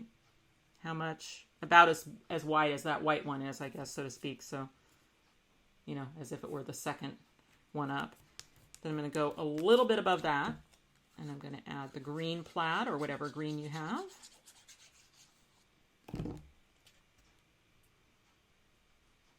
You know, one nice thing, I mean, other than sort of the challenges in the design side, but one nice thing about having those alternate materials too is it really is a chance to show that these cards are completely remakeable in alternate colors and themes, you know. Definitely take these techniques and make them your own. We'd love it if you post your creations on our Facebook group if you're a Facebook user. So Karen Burniston Pop-Up Peeps. So if you're not a member, you just go on Facebook and you search for Karen Burniston Pop-Up Peeps, and you'll just ask to join. And, you know, it'll ask you a few questions just to make sure that you've come to the right place. You know, you have a die cutting machine, you know, because you want people in there that are crafters and such. But yeah, there's tons of people in the Peeps, and they are, and all of our design team is members, so they're in there posting their creations, and it's a great way to kind of keep up with the brand and get great ideas for these dies that you've purchased. So, all right, so we've got congratulations and a congratulations shadow. I'm going to glue those together. And those were pre-cut for you. I do list all the item numbers of all the dies used, even if they were pre-cut or stamps. Those are all in your handout. So those of you with handouts, you've got the item numbers to talk to the store about if you wanted to pick up any of those. Yeah, I mean, I just have to give a little shout out to our retailer partners for these classes. I mean, just they've been absolutely wonderful. The kit makers, thank you, kit makers. Just really appreciate it. It's been a wonderful class program, and we couldn't do it without you, and we really appreciate you. And I know the students really appreciate you too. So my entreaty to the students is, you know, let those stores earn your business, you know, if you want some of these extra bits and things that I'm using. All right, so congratulations is going to go on the green. If you want to keep it, it's kind of up to you. I decided just to keep it on the green. Am I going to keep it on the green? Yeah, I'm going to pretty much keep it on the green, which means the L, the T, and the C are pretty close to the top of the green, and the G is towards the bottom. Well, I didn't exactly center that perfectly, but am I going to worry about it? Nope, not going to worry about it. It's good. We're going to call it good. All right, so let's talk about these cute little frames that we're going to make here. So what I had you do is I had you cut out of 4 different colors the smallest label that's in that fancy label accordion, and then I had you nest the little square die in the middle. So you cut these 2 at the same time, and then you got that frame and square, and I had you keep both. All right, and you've got that in 4 colors. So you've got whatever blue you have is going to be your spring tree. And then, well, we're going to mix up the squares, but I'm just finding the pieces right now. Okay, and then white's going to be for winter. All right, so here we go. All right, now, I know at least one student, because somebody asked me about it online, is using, back before I started my own company with Tanya back in 2017, I was a licensed artist for Elizabeth Craft Designs, and we had a version of the fancy label accordion that came out way back then. So prior, you know, I don't know, 2015, something like that. So some of you may have that older die. So when I re-release a die from my licensing days, I will go through and improve it a little bit, you know, when I can. And so the improvements that I made on the fancy label accordion is I just changed out the decorator pieces. So this is exactly the same. But I don't think that if you have that other die, you have the square or the little flower. And your sizing on these might be slightly different, although I think you'll get the same effect. So you may have to have cut your own square, maybe with a square punch. Maybe you've got another square die somewhere that you could throw in there. But however you made your frames, or maybe you're just making something completely different on your frame. So if you didn't have this specific die, our fancy label accordion, and you were using that older retired die, hopefully you were able to make some creative choices to get you something similar to this. All right, so let's take the squares out. Okay. And what we're going to do, let's see, you know what? Why don't let's link these things together, and then we'll fill them with trees and squares. All right, so here's what I did to make them fit the thing better, and just because I thought it looked cool, is I took the green square and I kind of am weaving these together. All right, so here's what I mean. So on the blue one, the point went under in the center, and the upper parts went over. Okay, so see, the green point is over, and the green, so it's weaving them together, if that makes sense. Okay, and you see it kind of actually holds together pretty nicely, but we would want some glue to keep that together. Okay, so let's see. You know what? I'm going to pull them back apart again. And I'm going to just take a little glue on these edges here. Oops, in here on the green, because I know that's going to be under the blue. Okay, so I'm going to do those under, but the point of the green is going over. So I'm weaving those together. And then you kind of want to make them straight if you can, you know. Okay, now I've got a little set of two.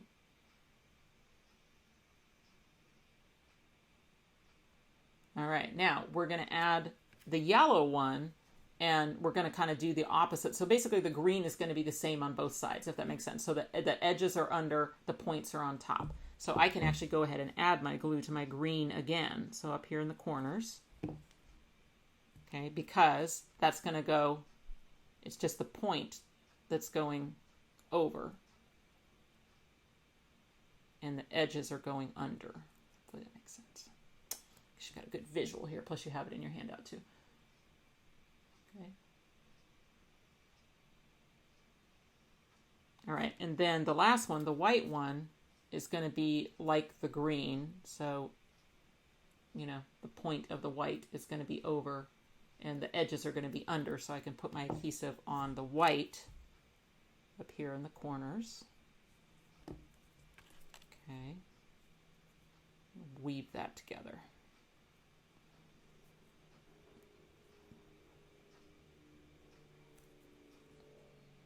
Okay, so then now we've got this cool little 4-panel film strip, almost kind of like a film strip sort of look. So you might explore that technique maybe with some other things. But ooh, what if you did it all out of black or something, and it might look like a film strip? Put little photos inside. Poof, you could cut the photos with this die. Cool, cool, cool. All right, so now what we want to do is we want to make some trees. We're going to make trees next. Okay, so these trees, we're going to, you know, you've made them before, you know how they go. Okay, so now I got to figure out which one of these summer trees I want to flip over, because I didn't do, oh, that's right. I was like, where's my fourth foliage? Well, there isn't one. All right, so what do we got here? This and a bird. Okay, so start with, oh yeah, start with some ink around the foliage, if that's something that you like. So I'm using the peeled paint, the green one, on my spring and summer. You know, and I should have said, and I didn't, I'm sorry, y'all, that if you weren't making yours in the same order, I mean, hopefully these frames still work if you were starting with a different thing, because you might have to kind of pull them apart and reorder them if you had changed the order of your, you know, if your seasons don't. But maybe you're okay with the front starting with spring, even if the inside starts with fall or something, maybe for some variety. So I should have mentioned that, sorry. All right, so let's see. Let's add our foliage to our tree trunks to the foliage.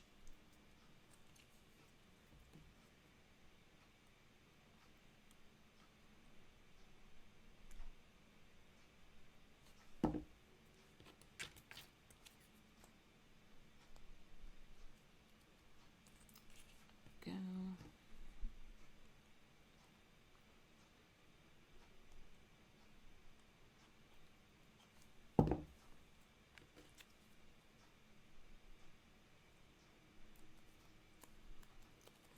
All right, and then no foliage for our winter tree. Okay, so what we want to do is we want to tuck the trees in to our frames so that the trunk is behind the frame and then the foliage is up in this section of the frame. Okay, so we want to do that before we put the squares behind. So I can put a little adhesive on the base of a tree trunk and kind of at the top of the frame. Okay, and then I can weave that tree, that spring tree in. And, you know, it can go at however high or whatever angle you want it to go. You know, maybe you want to have these a little cattywampus or something like that. And you can absolutely do that. All right, and then I'm going to do the same thing with the other trees. So adhesive here on the base of the tree and here in the middle. Going with my summer tree next. Now, this might be a fun decor piece that you might make, this little idea of the Four Seasons tree. to use on the front of a card or something, or in a scrapbook layout, that it doesn't always have to be a pop-up, you know. Definitely one of the things that I like to do in the design process with the pop-ups is, you know, dies are an investment. And so what I like to do with the pop-ups is I always put enough decorator pieces in each pop-up so that you can make a card just with that set. Now, we have a ton of decorator dies and, you know, are happy to sell you coordinating, you know, words and charms and animals and things to decorate those further. But I want in the base die for you to have enough to make a card. So, so then what ends up happening is that you end up with some really great decorator dies that are in your pop-up dies. And I just don't want you to forget about those, you know, when you're making your flat scrapbook layouts and journals and cards and things. Don't forget your pop-up dies, because you might find some really great items in there, like that tree. All right, so then once you have your 4 trees on, then now you can start mixing and matching a square with a different color than the outer frame behind each tree. And probably the easiest thing to do is turn it over, add your adhesive all over the tree in the area of the square, and then glue it to your table like this. Okay, and then you can just sink that square in there. So I'm going to put yellow. You may have a different idea of the way that you mix and match your colors. But okay, so then for the summer tree, I'm going white.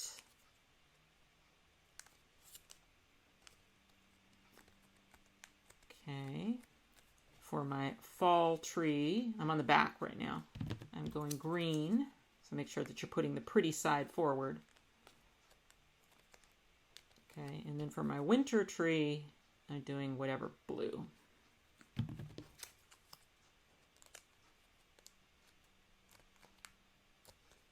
Okay, and now we've made that cute little scene.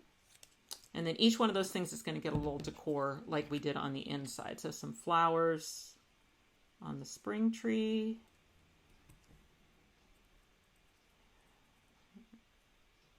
I'm sincerely hoping that my stomach grumbling is not turning up on the recording. I think I'm going to take a break between the 2 cards and go eat some lunch so that you all don't have to hear my stomach grumbling.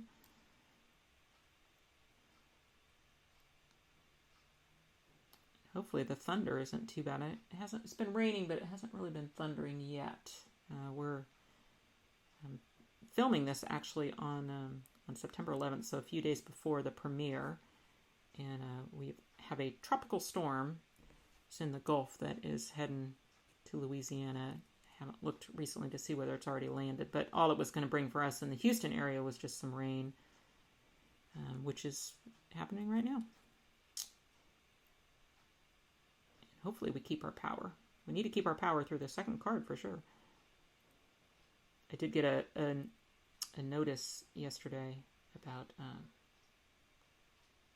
you know, if the power goes out and stuff. So I guess they were anticipating that it could have been maybe taking a turn towards us or something, but it didn't. So we seem to be okay. All right, bird on the summer tree. Once again, you're kind of looking for a location where the beak is over green so that it shows up better.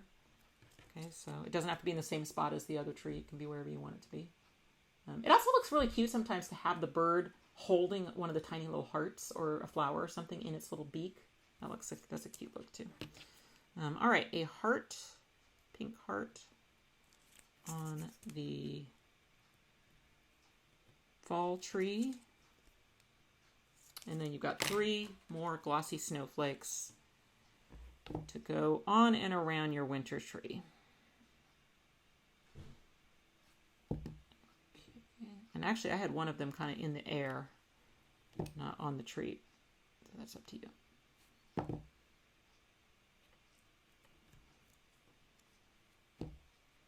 And I do love crafting cards that have snow on them, even though we never get snow where I live. I mean, I should say never. We got a little snow. I think, let's see, when did I move here?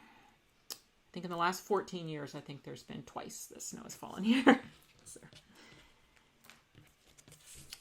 All right, so now this finished embellishment is going to go over the top of that little white edge so that you can kind of see the fun angles of the labels. Now what you're going to notice is this is wider than your piece, so just center it so there'll be a little overhang, and once we get it on the yellow, you know, obviously that won't be a problem.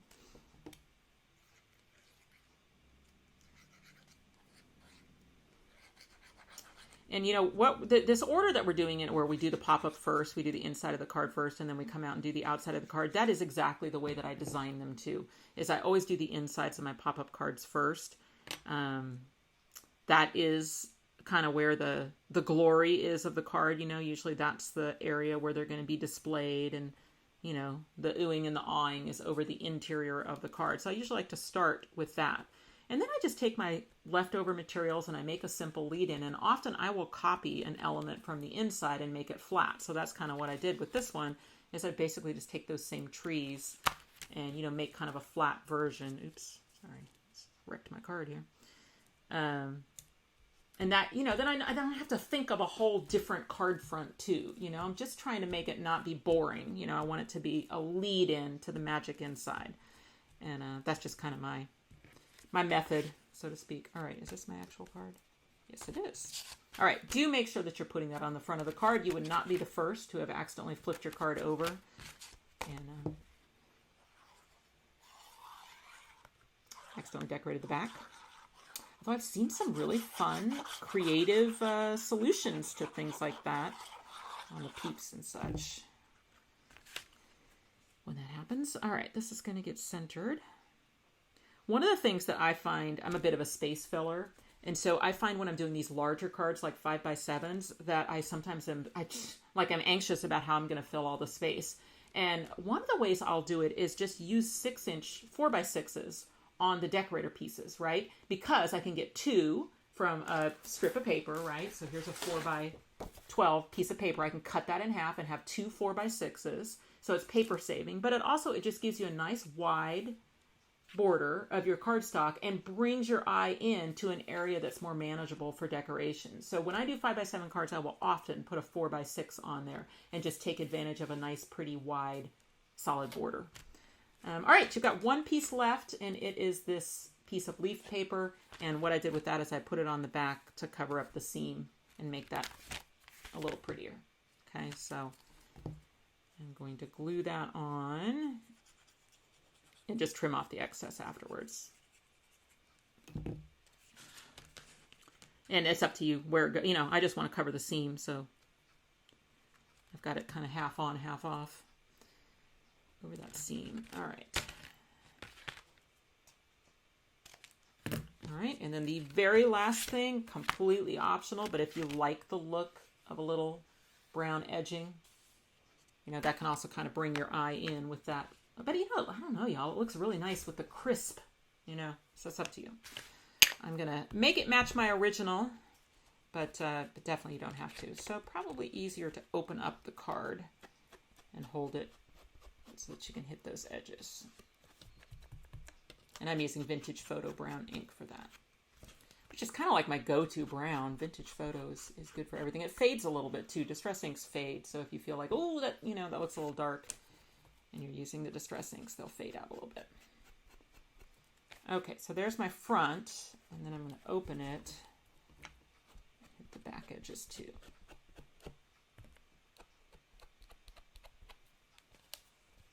Oh, this is a big card.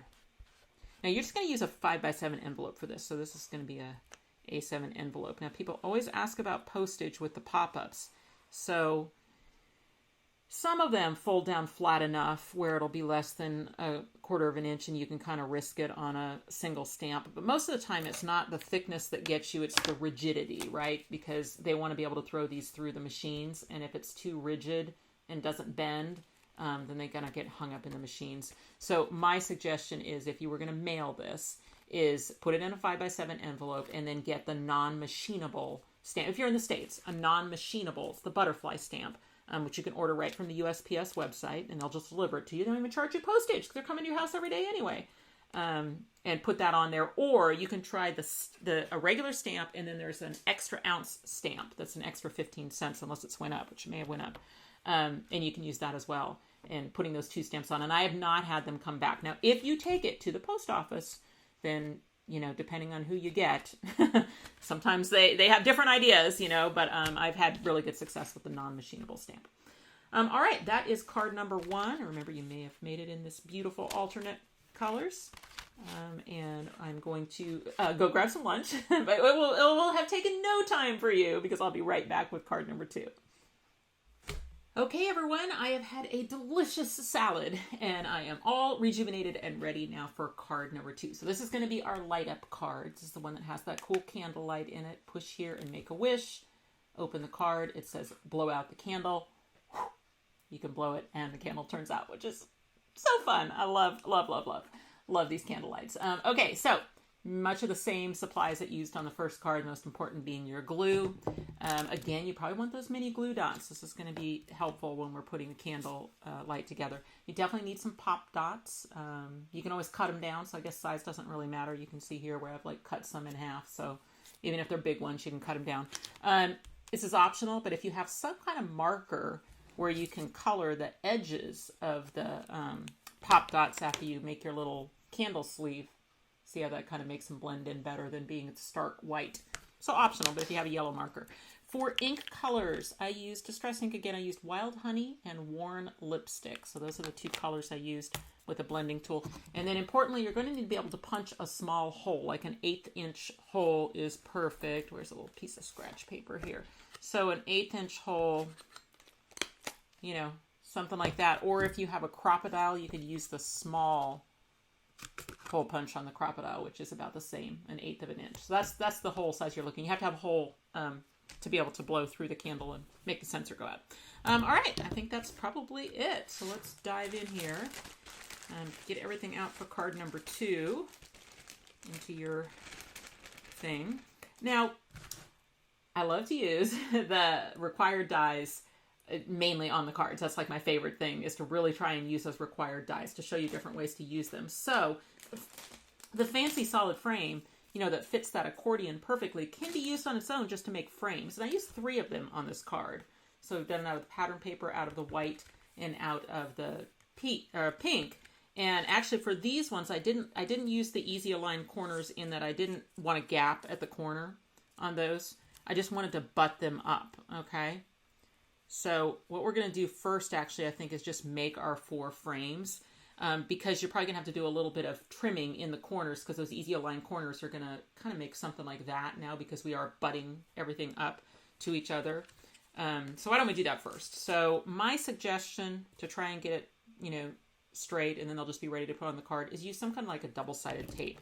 Okay, so what do I mean by that? All right, I'm going to flip 2 of those over. Let's do this pink one. Let me find the 4th pink. We're going to make all 3 frames. So where's my final pink? There it is. Okay. So on the back, I'm going to ignore the easy align corners, and I'm just going to get, you know, the edges pushed right up next to each other, and then I can hold those together with a little piece of double-sided tape. So I'm essentially just going to make my frame, and then when we go to add it to the card, we can use glue. I'm going to flip that over. Make sure you've got those flipped over to the back to put these together. So just a little, where's my scissors? Got a little too much on that one. Okay, turn it. Okay, and then if you've done a good job lining up, then this should just go, you know, end to end. It should make a perfect frame.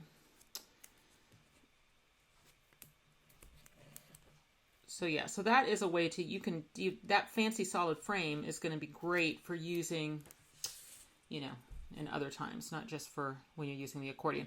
But so then now see what I have is I have this little, where the thing, so what I'm going to do with my scissors is just cut off the tips. So I'm going to leave the little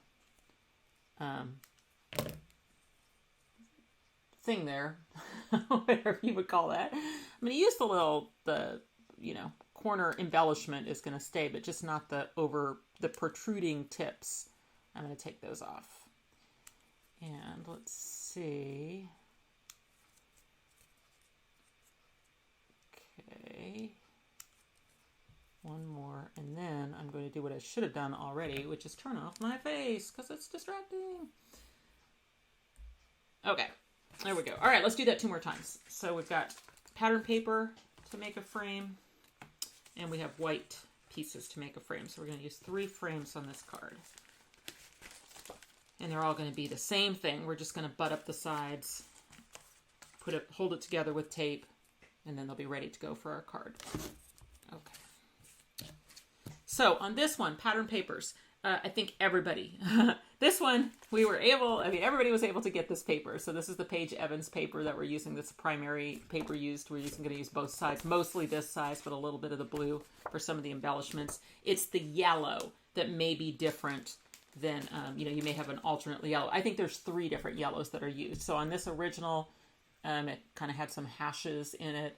On the one that I'm doing today, it's kind of just got diagonals. And then I think there's another one that maybe has like some little yellow dots. But whatever yellow you have is going to be beautiful. So whatever yellow you have. All right, let me flip these over. So I guess I have to decide. No, I guess I don't. I was going to say that there might be a direction to those, but there really isn't.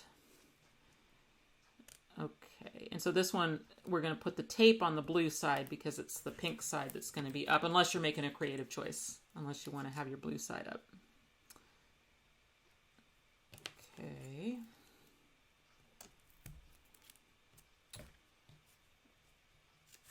You can tell how little I use tape, right? I'm rusty.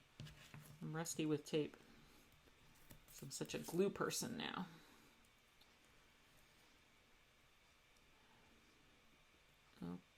Okay, there we go.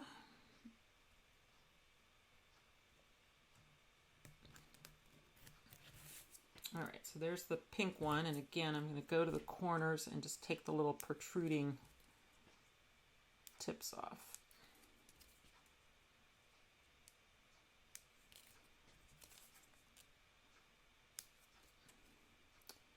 So yeah, when we first saw, it was really Tanya, my business partner Tanya, that told me about the candle lights first. She had seen them at an event that both she and Amanda were there. Amanda's the owner of Pear Blossom Press.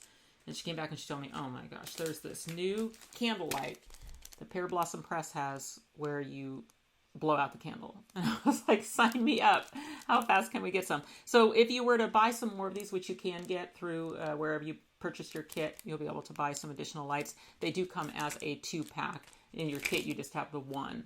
But they come a 2-pack with batteries included. So that's how you purchase those if you want to get more. Okay, so flip that around. And I always feel like it's... I don't know how many millions of cards I've made, and I always seem to forget to look for the sticker. And usually, when you find out is when you're die cutting. So you're die cutting and something that would normally just die cut right through doesn't go through on the first try. And you're like, what? And you're looking in the die to see if there's paper built up in it. And then you look at your paper and you're like, nope, I was trying to die cut through the sticker area because I didn't take it off. But actually, this is My Colors cardstock, but actually now My Colors has the UPC strip attached. It's printed right on the thing. They don't have stickers anymore on the newer ones. So, which I kind of like, because sometimes when you have the sticker ones and you've had the paper for a while, the cardstock for a while, when you take the sticker off, it leaves a little, dark spot, which is normally fine because you would just glue that side down. But sometimes when you're making pop-ups, you see both sides of the cardstock. So, yeah, I like now that there's fewer stickers. All right, so lining that up. It's me. Yeah, so I can tell already because I took a look at how long the first one took me to record, and I went, oh, this is going to be a long class. So it very well could be that you are not still on the premiere and that you have come back to watch this card later because you also got hungry maybe between the cards and needed to go do something else. So that's fine. It will just be here when you need it.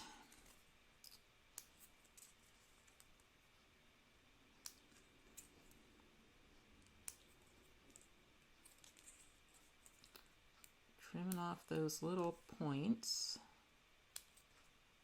Yep, there we go. All right, we've got our 3 frames. All right, so let's talk about the card itself. The card itself is going to be, remind myself, a 5x6 top fold card. Okay, and I made that a little bit larger than I maybe normally would with the Lorna label, but because I wanted to have that tall candle, and of course it's got to travel, into the closed position.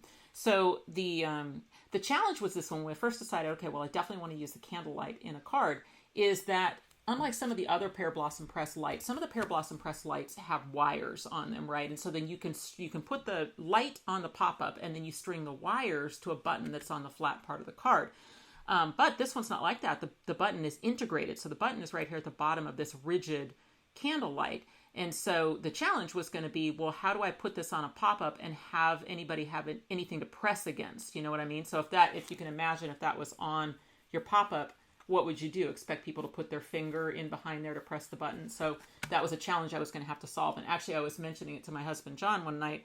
I said, well, I'm going to design a pop-up card with this candlelight, but I got to figure out how to press the button because it's all integrated. And he says, well, is there any way to press the button when the card is closed? And I said, yes, there is. And that is exactly what I'm going to do. So shout out to John for giving me that idea. So the idea is you build a card and you figure out where the button is in the closed position. And then that's where you put your instructions. So here on the front of the card, we can't do the front of the card until we get the inside done because we've got to be able to place this right where the button is so that you can press the button when the card is closed and then you can blow it out.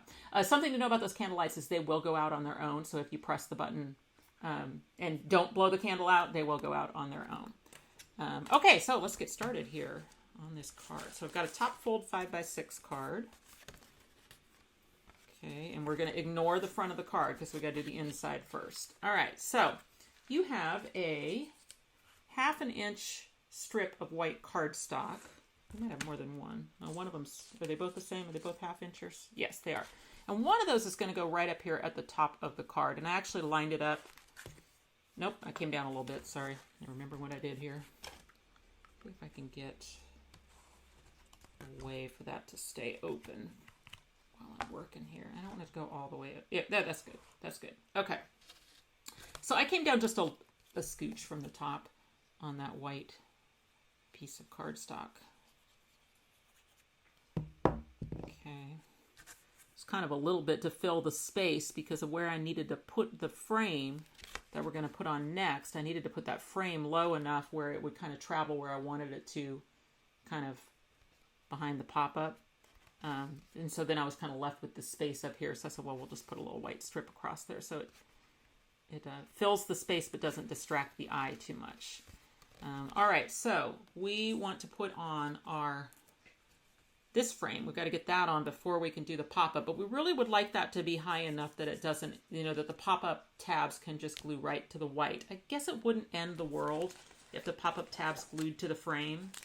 But I think I would prefer that it go to the card. So that being said, if you get one of your pre-cut Lorna label pop-ups out, that center fold there is what's going to end up lining up with the fold of the card. And these two little small tabs right here to the side, there's a little score line. Those little small tabs right there, those are going to fold under, and they are going to glue to the card when that is lined up. Now, we're not doing it yet, but I'm just saying this is where they're going to go. So that can give you an idea of how high your frame needs to be. It looks to me like you would have to go really, really low for it to get in the way. So I think we're going to be fine. As long as you haven't put this piece too low, like in other words, if it's only about a smidge down from the top, and you can check it with this, you should be fine to just butt this frame up to the edge of that white and glue it down, and it'll stay high enough that it won't impede the pop-up, okay? And when I say butt it up, it's going to be, see, these things stick up a little higher than this, so it's not going to be this edge that butts up to that white strip. It's going to be those little corner pieces. They're going to butt right up to that white strip, okay? And we're going to glue this down, and I guess you can turn it and decide if you think there's, oh, I forgot we had tape on there too. Okay, so I'm going to use adhesive everywhere except my tape, and then I'll use the tape itself as well.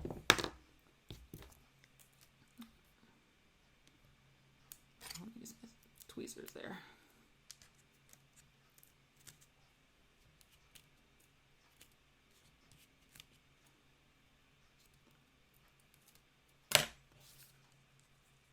Okay. Oops.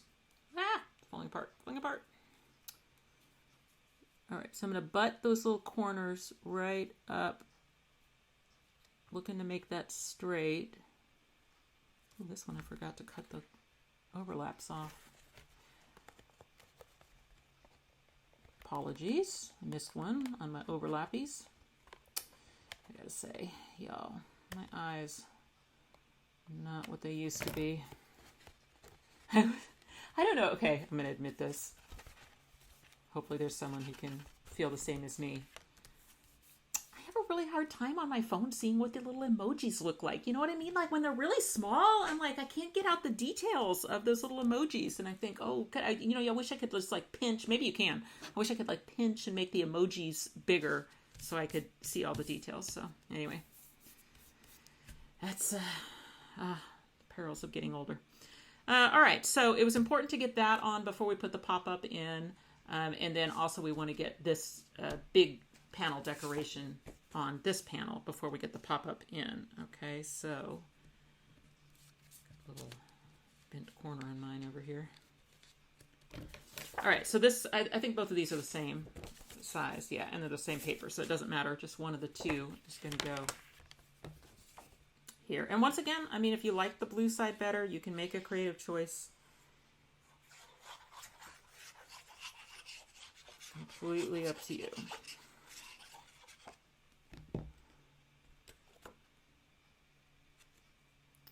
And that I'm just going to center in that panel. Alrighty, let's see here. I guess we're just going to dive right in on this pop-up now. All right, so the reason that I had the kit makers cut you two of the pop-ups is anytime we have a pop-up that's pre-cut for you, it makes me really nervous that if somebody messed theirs up somehow, they would just be done for the day. They wouldn't be able to make the pop-up because that was a pre-cut if they didn't have that die. So I did ask the kit makers to cut you two. Now what you might want to do, because you only need one, what you might want to do is go ahead and get them both out and fold them both, and then put one of your folded ones away, and you have that as a go-by, so you remember.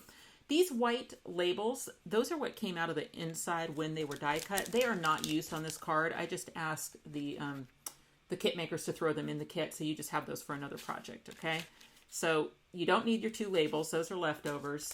And you do want your two pop-ups, but we're only going to end up using one. But feel free to fold them both so that you have that as a go-by. So this is the Lorna label pop-up. So this would be the foundation die for that add-on set, the Happy Birthday Lorna add-on. So the Lorna label pop-up, it cuts this piece, okay? And what we did is nested in the biggest decorator die, the stitch die, and cut it at the same time. And that way you end up with a frame. And that stitched die is exactly the size of the add-on set that you cut. You cut your Happy Birthday, and you'll see that the inside edge is exactly the size of that that stitched label. And so what that means is that when you have a frame pop up like this, then that frame will just hug right around the edges perfectly, okay, and kind of convert it into a floating words pop up. And there's also one that says just a note to say. So you've got two choices on that.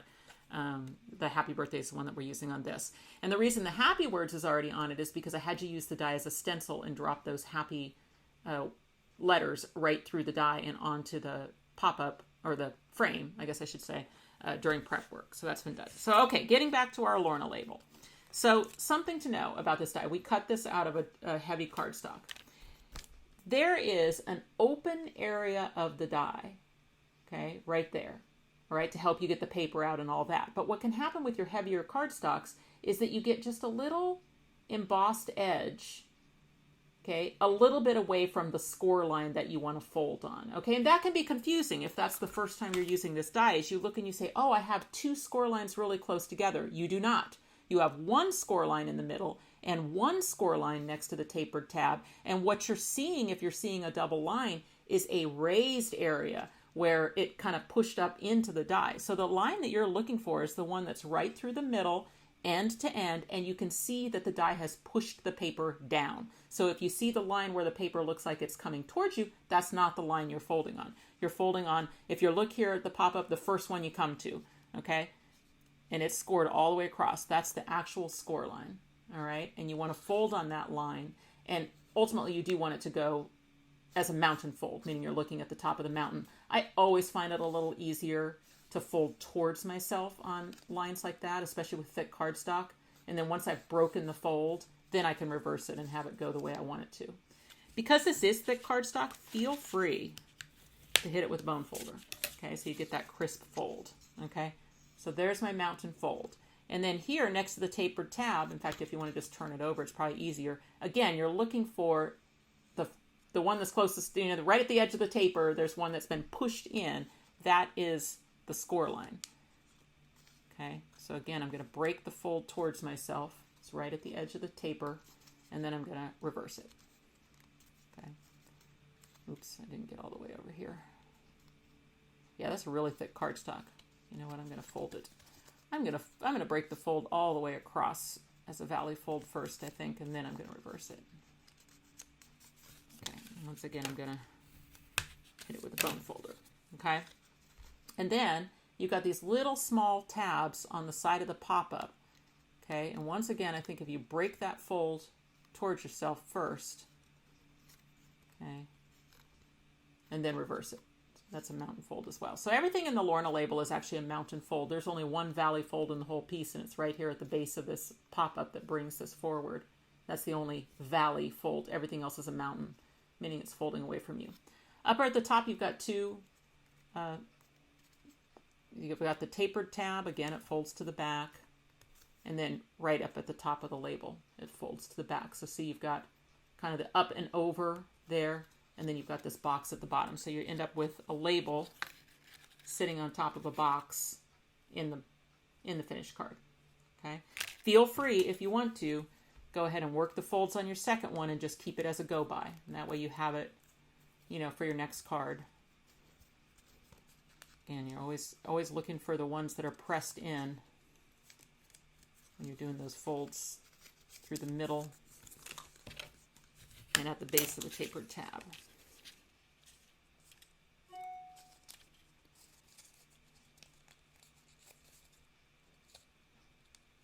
Ooh, I tell you, that cardstock.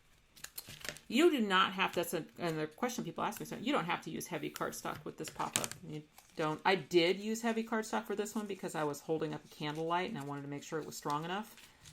But the Lorna label works with any weight cardstock or even pattern paper, would work if it's the double-sided kind of thicker stuff. You can even do it with pattern paper. Okay. So there, now I have a second one. I don't need it for this card, but I have it in case things go wrong or for my next card.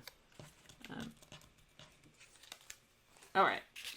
So we're not going to put this in the card yet. We've got a lot of decorating to do before then. Okay. So I'm going to kind of put everything back out to flat again. I just wanted to work the folds in it. Okay. First thing I'm going to put on is I'm just going to go ahead and put on my Happy Birthday shadow piece. The only place it's going to touch that pop-up is around that little thin yellow frame. So that's where the glue needs to go. So, and again, your yellow may be a little different than mine, so I don't know what's on the back of your yellow, but it doesn't matter. So the adhesive just on the yellow frame around the perimeter. Okay. For whatever reason, I think it's easiest to start at the bottom.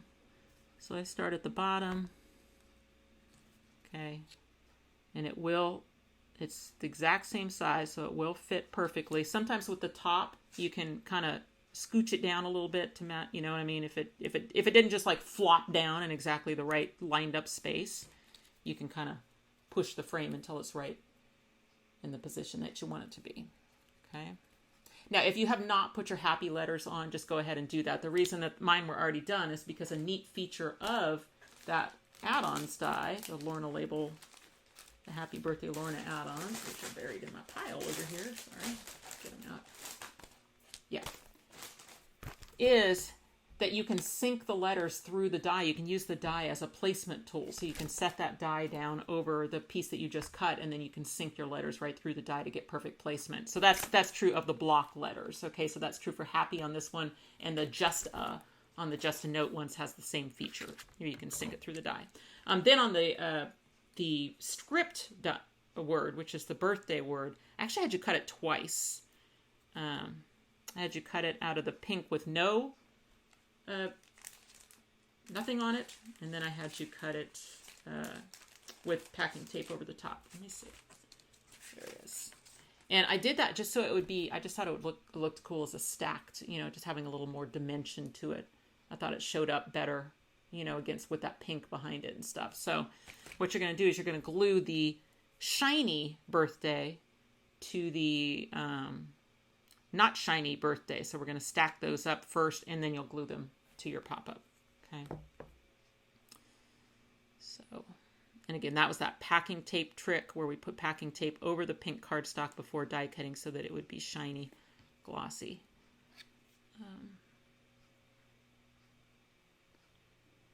So now you can definitely, with that Happy Birthday Lorna set, you can use those pieces individually. Obviously that Happy Birthday doesn't always have to go on that shadow piece.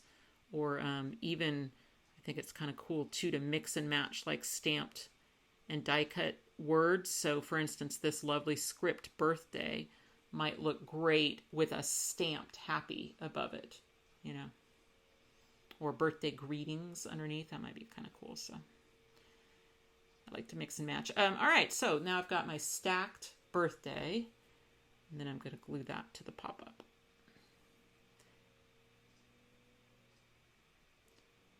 So with the script words, since it's all connected, that's a lot easier to just do by eye than like the happy ones, which that's why this one doesn't really need the, you know, the benefit of being able to sink it through the die, because it's so easy to do on some. All right, there's Happy Birthday. Okay, so the Lorna set, this Lorna set comes with this fishtail banner. Okay, and that fishtail banner works great along this bottom box, as you see right here.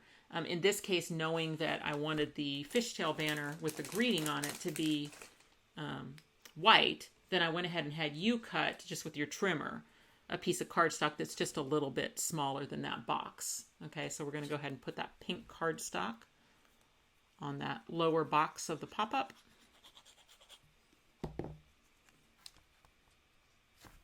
Okay. Put that on first, so I just basically centered it in that space. You should have a nice little white border all the way around it between the folds. And then we're going to put the blow out the candle. Now, the blow out the candle is not a stamp. I actually just made it as a computer greeting, and then I gave it to the stores to print, and then they die cut it for you using the Lorna label fishtail banner, because the Lorna label was not one of the required dies.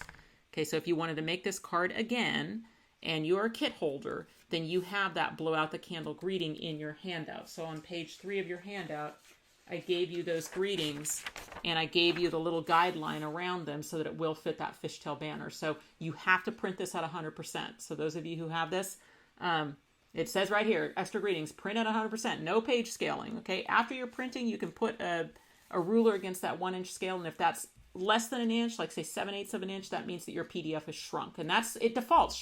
PDFs shrink to fit as a default. So you have to go in on your print dialog box and say, no, print it at 100%. If you're a person that doesn't have a printer at home and you're sending this out somewhere to print for you, make sure they know it has to print at 100%, or else the dies won't fit in those little guidelines. So your guidelines will be in too far, and then you'll get a little bit of black line. Whereas if they're cut at 100%, you'll be able to sink the die right over the top and cut them. Okay, so let's see here. We've got this. All right, we are ready to start working on this candlelight. All right, so let's get out your candlelight. So it doesn't have packaging. It should just be loose in your kit. All right, and you have a battery. So let's get that battery out. Which apparently is going to be the hardest part of class. Get the battery out. Okay, so with the battery, you can see here that you would slide it in. So it says positive side up. So on the top of the battery, it's got a positive, and you can see the side where you can slide it in is over here, and then it'll get up underneath those whatever those are, clips, that's the word I'm looking for. Okay. Then you can check and make sure it's working. So hit the button, it'll turn it on, blow it out. You can test it. You can leave it on and see how long it takes to come out, because it will go out on its own after a while. Or you can just, blow it out. All right. So here's the thing that I struggled with a little bit in designing this as a pop-up card, is the idea that the battery has to be installed and the candlelight working when we put this whole pop-up together. And it is not going to be easy at all to get in there after this thing is put together and put any sort of, piece in there to keep the battery from connecting. You know how sometimes when you buy something that has a battery already installed, there's like a little strip of an acetate or something, underneath there to keep it from, deploying, in transit. So I thought about this. I thought, okay, well, I'm going to have them put a piece of cardstock. I don't want to use this one because this one's part of my card. So let me see if I can just find a piece of cardstock sitting around here. I'll show you what I was thinking about doing, and then I'll tell you why I didn't do it. Okay. I was thinking that maybe we would put, because it's so tight too, maybe we would put a piece of cardstock to break the circuit, right? So we'd put the battery in. So let me see, do it like this. And then we'd take a piece of cardstock. Actually, I think I was going to do it from the other side. I know I was. Okay, so you put a piece of cardstock. I don't know if that's wide enough. I might have to, but you would push it in until the light goes out. See? So that means you broke the circuit, right? And then we would decorate the candle. We would put it on the pop-up, and we'd make this long enough so that you'd send the card, and maybe you'd write out here, like, pull this out or something, and they'd get the card, they'd pull that out, then they would close the card, push the button, and all that kind of stuff. And so that is like for your second card, if that's how you want to do it, if you want to make this again and you want to be able to mail it in a regular envelope, then that's what I would suggest is let me pull that back out a little bit, okay? So the light will work. Let me pull it till the light works. Okay, so you get your light working, you make sure that your battery's in there and your light works, okay? You slide a piece of cardstock until the light goes out, all right? And then you're going to go on from here. You're going to build your whole card. You're going to put your pop-up together. But what you lose is the ability to play with it, right? Because once you pull that out, you can't put it back in once the card is put together like this. It is not, believe me, I tried. I was like, is there a way for me to slide a piece? No, there isn't. Okay, so I talked to Amanda about it, and I said, what do people do if they don't want to, have to put a circuit breaker in there and they want to mail the card? And she said, you need to mail it in a box, or this has to be a card that you give in person. You might try a bubble mailer as well. Remember, that light's going to go out even if it's tripped, but it might get tripped 100 times in transit, right? So you don't want it to show up to your person and then the battery's dead. So this is how you would do it if, you want to build it with a pull strip in it. Okay, I'm going to suggest that for this first card, that you just eschew this and don't do it, because that way you can play with your card. You want to be able to, it's fun, you got to be able to get the button exactly on the right spot in the front and all that kind of stuff. So for today's card, I'm not going to teach it with adding this, but that's what you would do. So for your next card, and that could be acetate or something if you don't want it to be solid cardstock or whatever. And then, they get the card. This thing is sticking out right here. You've written, pull this first. So they get it. There's maybe, if you make it long enough, you could write it right here. Pull this out first. And in the closed position, they could pull the strip, push the button, open it, blow out the candle. Okay? All right. But for today, we're not going to do that because it's not fun. You got to be able to play with your card. All right. So let's talk about this candlelight. Let's talk about how we're going to decorate it. So what we're going to do is we're going to take there is a 1x2 piece of paper that's going to fit that. Okay, I'm not gluing it on yet. I'm just finding the pieces. I had you cut some little pieces of the back side of that paper with the blue little flowers on it, and that's going to be the stalk of our candle, and we're going to put that front and back. Okay, see how we're going to cover up this candle with paper? And then to make the flame, I'm going to have you use balloons. So there's balloons that come in the Happy Birthday add-on set. And what I had you do is I had you cut 5 of them? I think 5. Okay, 5 yellow balloons. And I only had you stencil 3 of them. Nope, 4. Maybe that's 6 balloons. That's 6 balloons. Okay, I had you cut 6 yellow balloons, and 4 of them got stenciled with the white catch lights on, and 2 did not. And that's because we're going to use these as candle flames. All right, so we're going to flip those around so that the little thing is at the top. And all you need to do is just take your scissors and just follow the contour of the side of the balloon to cut that off, and so that it's in a point. Okay, so that's going to make a nice big fat candle flame. Now we have other dies like our big birthday charms and even the candle add-ons that fit the fancy label accordion that would probably work great with the candlelight. They would have a much smaller flame. But this fit the scale of the project really nicely to do this wider candle flame. And then it was using the dies that you already had. So I liked that idea. All right, so the way that this candlelight works is that there has to be a hole in your cardstock that exposes the little sensor so that it needs airflow to blow out. Okay, so what I suggested, or do suggest, demand even, is that you use an 1/8 inch hole punch. Okay, so if you've got an 1/8 inch hole, I mean, you could try it with like a paper piercer and digging it out and see if you can get a big enough hole in it. But I think your best bet's going to be a hole punch, 1/8 of an inch. Okay, so I'm going to turn that over, and you could use your crocodile too. I'm going to turn over that 1/8 inch hole punch. I'm going to go a little bit up from the bottom. Okay. Okay, something like that. I only have to punch the hole in one of them. All right, and then I'm going to give the edges of that piece a little bit of that wild honey color. And then the other one that's going to be the back, it doesn't need a hole, but I am going to hit it with the wild honey. Okay, what we're going to do with these two pieces now is we're going to essentially make a little sleeve, a little candle flame sleeve that's going to go over the top of our candle light. Okay, and the way we're going to do that is with pop dots.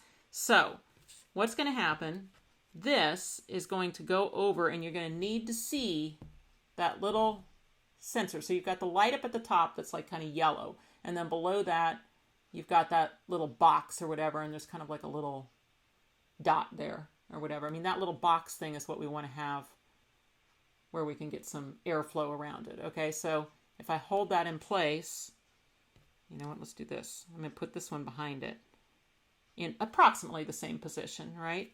And then I'm going to get rid of the front one, and just kind of give me an idea. So it's going to come up into that flame something like this, all right? So even if I wanted to, let me do this so I can just move my candlelight. Okay, so essentially I need to leave that little area there open for the candlelight to go in, and I can use the rest of it to create kind of a little sleeve. So I'm going to use pop dots for that. It looks to me like I could probably use a full one. Probably have room to use a full one on the diagonal at the top and not impede my light because I got these little square pop dots. Or I could cut it, you know. All right, and then I've got these little half ones. So I could do something like this. Well, let me see. I'm going to come a little bit in from the outside because I don't want to have a bunch of pop dots kind of jutting out, you know. Okay. Something like that would work pretty well. I mean, I don't really think, I don't think I went down as far. No, I didn't. That's all I did is I just did the one at the top and two at the sides, and then I kind of stopped. All right, so if I peel up those liners, okay, and then I'm going to put this one with the hole in it over the top, lining up the flames, okay, that I can check and see. Kind of slide that over the top. Yes, it's no problem at all to slide it over the top and have plenty of room for my... You can test it. Make sure you got some airflow, you know, to get that candle. Okay, so this is what I was saying. If you have something like a yellow marker, that could be like a Copic marker, or here's just like a Marvy marker, and you have white pop dots, what you can do before you put this thing together is you can go on the side and color the edges of the pop dots so that they blend in better. Okay, so that's optional, but most people probably don't have yellow pop dots, so that's a good way to do it. Okay, so what we want to do now is we want to get, this is the most important part, that flame is put in the right spot. Let's see, is it going to overlap? Yeah, so you know what? Let's go ahead and put our two blue pieces on the stalk of the candle. Okay, now this, I don't know that glue is going to work very well for that, so you may want to go to your tape. If you've got tape, even like my tape looks like it might be a little wide, might be okay. But I could cut it, you know what I mean? Or you could use little glue dots. Or you could use a tape runner. You could probably just use a tape runner. I'm going to do this. I'm going to trim mine up a little bit. Okay, I'm going to put some tape on the front there. And I'm also going to do the back. Now, strictly speaking, maybe you wouldn't need a piece of paper on the back. But it's up in the air, so I thought it would be good to have it. So, okay, so I've got a little piece of tape on the back. I'm going to pick whichever one of these is sort of my least favorite. I like them both the same. I'm going to put that on the back. Okay. Ooh, I did not center that very well. Hang on, let me center that better.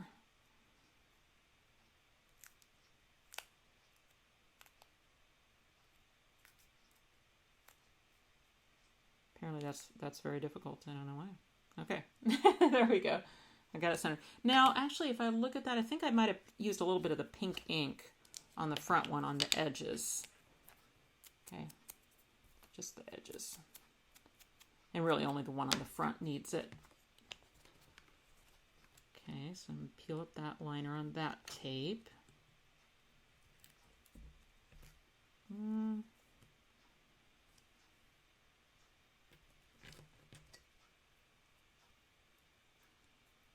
Okay. Cute, cute, cute. All right, now when I put this on, hopefully it hits the paper. Ooh, mine's not hitting the paper. I should move my paper up a little bit. Sorry. Probably should have just had you cut those longer, but it'll be fine. Go up a little bit. I don't want to, you know what, I'm going to go right up to the box that's below the box that has the sensor in it. Because we can move this one up a little bit. It's got a little, it doesn't matter if it covers all the way to the bottom because we have a present that's going to go over it. So we can always bump this one up a little bit. So I would make sure that your candle stock paper hits your flame at the top so that you don't have a little bit of stuff showing. Okay, so then what we want is something like either a piece of tape would work, or a miniature glue dot on the back of the upper portion, place above the paper. Okay, then I'm going to put that into my sleeve, making sure that I can see that sensor through the hole. And again, check it. Make sure that you can blow it out.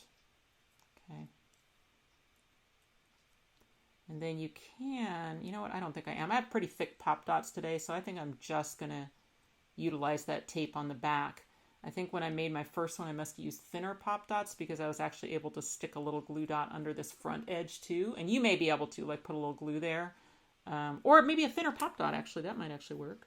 Let's see, I probably have some. If you're a person that just kind of collects pop dots, you might have them in all sorts of thicknesses. So here's some that are thinner. So if I wanted to, but I don't think it's strictly necessary. So if you only have one thickness of pop dots, it's fine. But you could throw just a little piece under that top edge just to help it stay. What you really want is you want that flame staying exactly where you put it because it's important because of the sensor,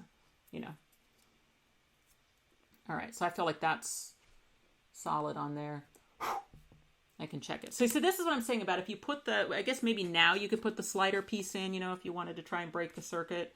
But I really think it's better on the first one to just plan on giving this in person or sending it in a box with the present, whatever present you're giving them. All right, for adding this piece to the bottom here, I didn't do any inking on it. I didn't. It's sticking, because of all this business, it's, up in the air. So your best bet is to put a glue dot on the top of the battery case or a piece of tape. I'm going to go with a glue dot. So glue dot here on top of the battery case. And then this seems like a good spot right here for a pop dot. I guess I put my pop dots away. Okay.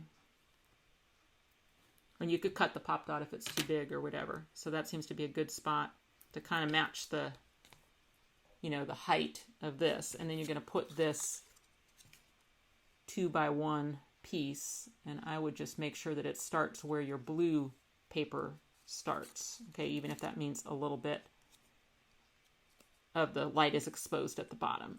That's fine. Okay, down here. Now, if you were making this again and you weren't planning on putting that little present down there that's going to cover that bottom edge of that candlelight anyway, then maybe when you cut this, either extend the height of the piece that you put here or extend this a little bit so that it goes all the way to the bottom. Whichever way. Okay.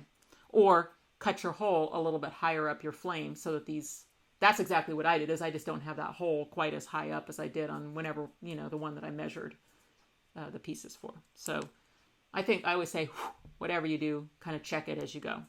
All right, so now we have that.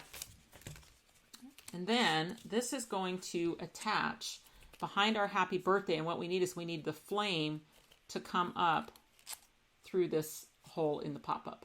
Okay, so that's why we wanted to do the working of the folds first, is we want that flame to come up through that section behind the pop-up. And then what we're going to do is we're going to glue that behind the happy birthday. And what you want is you want the little corners to just kind of hit the frame down there. See that? So that's kind of your, let's look on the back here. So see, my paper is basically just hitting the frame back there. Okay. Now, why is that important? Well, we want it up a little bit from that fold for sure. Okay. Just in the interest of everything folding down nicely in the finished card. And it's also a little bit for the front button, so that it, you know, so we're not wildly off on the front button, you know, based on the original.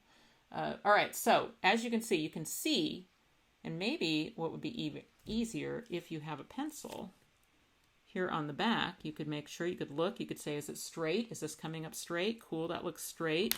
And then I could do this with my pencil. I could just hit the corners here and here, okay? And I could even give myself a line next to it here and here, okay? And then now I know exactly where I can put my adhesive. I know exactly where that's going to hit everything. Okay, so I'm going to put a little glue here and here.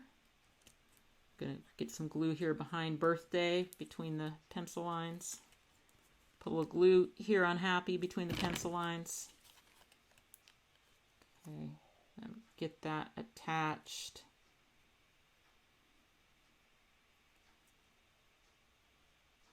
Okay. Look here in the front. Make sure I'm liking it. I'm liking it. And there we go. Got the...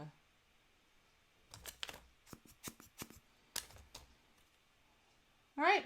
Well, apparently, hey, is this one of those relighting candles? No, it's not. All right, awesome. Well, let's make ourselves a little present now to kind of tidy up that little area right there where we can see some of the light. All right, so what the present is, in the add-ons, there are balloon strings and a little bow that come in that set.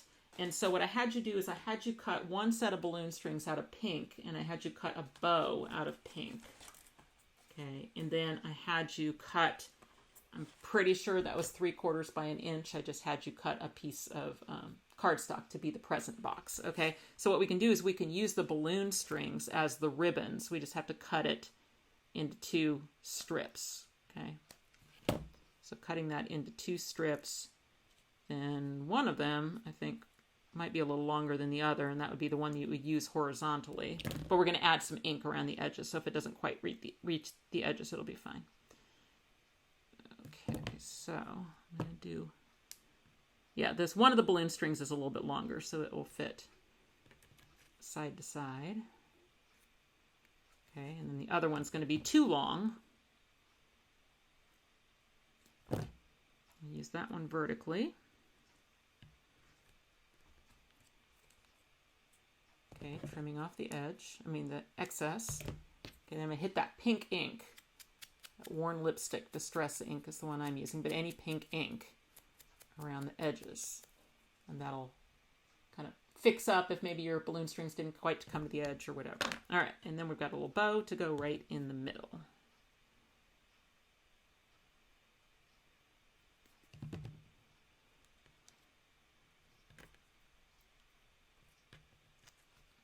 All right, here's our cute little present. All right, so now where this is going to go is here underneath birthday. And the main thing is we got to keep it up a little bit from that fold at the bottom so that it will not get crunched in that fold, since that is a valley fold. Okay, so other than that, it's up to you. On this one, it looks like I actually even tucked it up underneath birthday a little bit, but that's not strictly necessary, especially if you glued your candle light so well to the birthday like I did. You probably can't even shove it under there. Just watch that you're only putting adhesive where it's going to be paper to paper. So my little corners of my present are going to stick off the pop-up just a little bit, so I want to make sure I don't have glue right there. So my best bet is glue here. Okay, with maybe a little bit on the pop-up. Oop.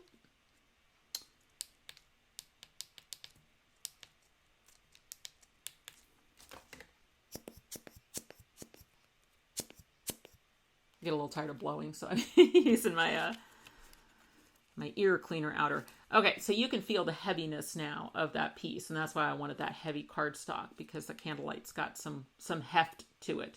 But we are ready to now put this inside the card. We're ready to install this inside the card. So this is going to be usual assembly for the Lorna with an add-on set. So anybody that took the July class where we used the Just a Note, it's going to be identical to that, the process for when we're using it with an add-ons, okay?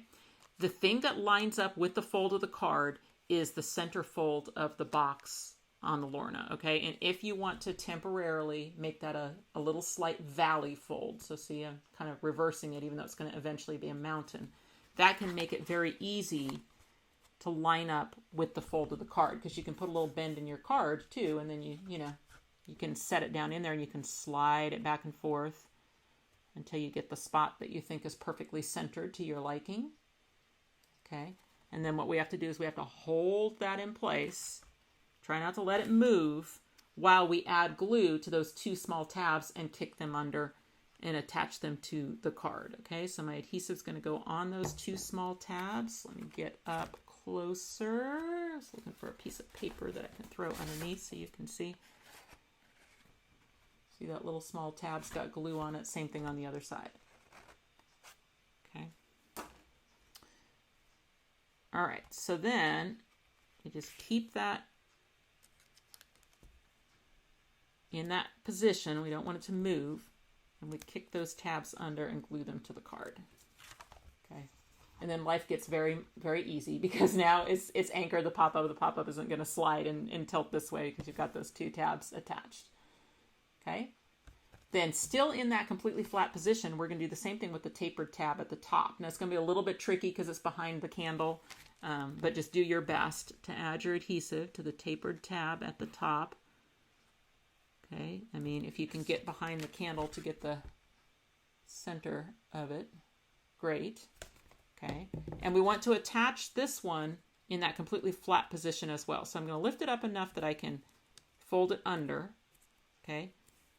And then as I'm pressing it to the card, I'm making sure everything stays nice and flat. So see how my whole thing is flat. And I'm attaching that to the card. Okay. So now we've got the back end of the pop-up attached. Okay. Now, normally, if you were using a Lorna label and it was just a solid label, then you would just add adhesive to this and glue it to the card, and then you'd train it to fold up. What I find is that when you're using the Happy Birthday or the Just a Note, this side of the pop-up ends up being more delicate and intricate, obviously, than this side. And so asking this pop-up to get trained from fully flat to fully closed, it tends to, kind of warp or crumple this area when you try and do it that way.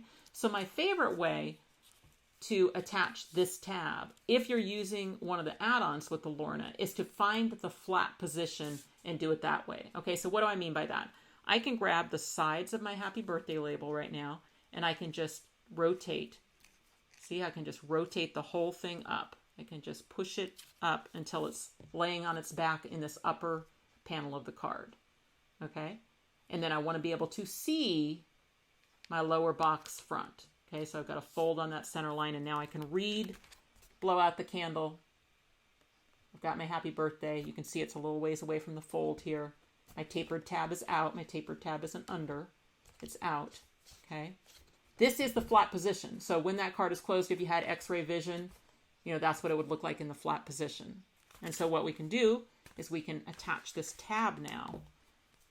Just engage the light, and that will happen. All right, so I add my adhesive all over that tapered tab. Okay, I'm going to keep this in that flat position. Don't worry if your light turns on. It probably will. Okay.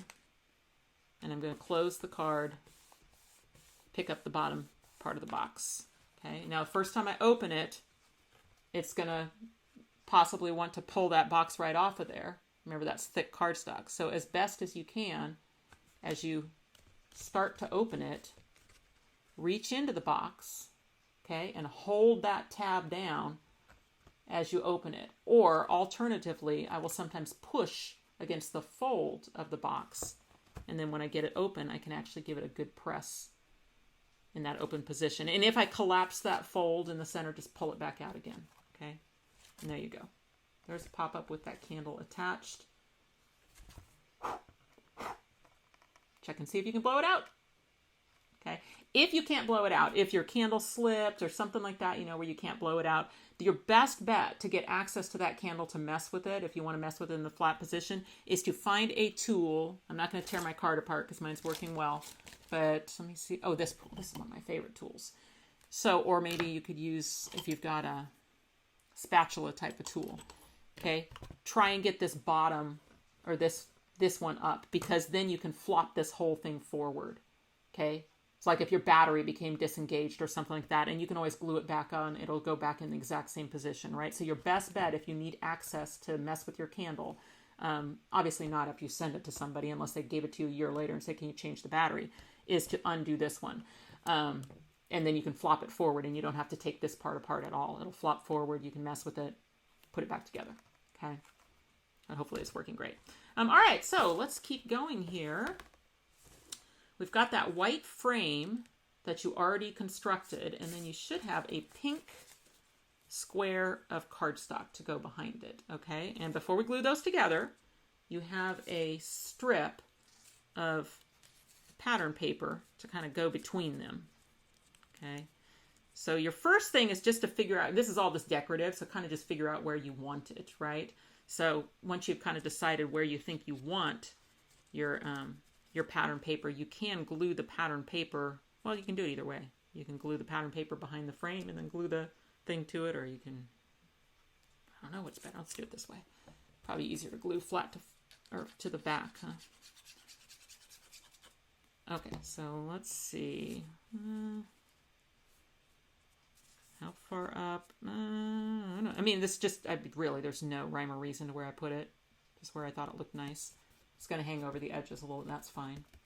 Okay, and then you've got this frame to go on there. So I think for that, I'm just going to go right around this edge here.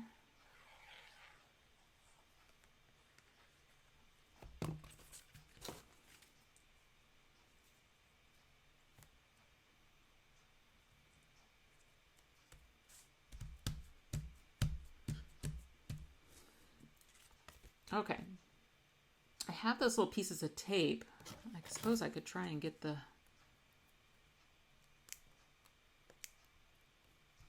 or I could just leave them. Kind of forgot about my tape. Okay, got that one out.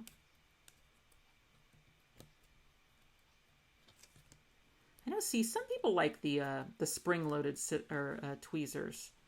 I generally don't, although right now I'm having issues with these tweezers not getting tight enough, you know what I mean, to grab this slick backing sheet. There, that one came out.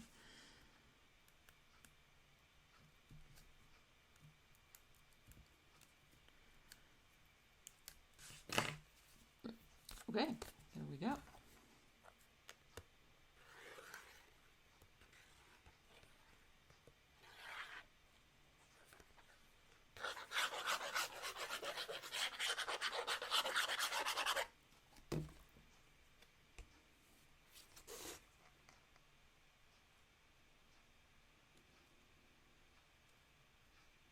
Location, up to you. I said, oh, we're going to trim all those little edges off of the... I bet some people watched that portion of the video and said, hey, you only did 3 of them. There we go. Okay, and then for a place to sign the card, you've got a... make sure that when you grab your white label, you're grabbing not the one that has the push here. That's for the front of the card. So you want the plain white label, and then you've got a yellow, whatever yellow you have, label to go in. That's from the fancy, so you know the drill. Have them both be horizontal, and then they'll line up perfectly. Same shape. Okay, so that's basically just a place to sign the card. So you can put that wherever you like.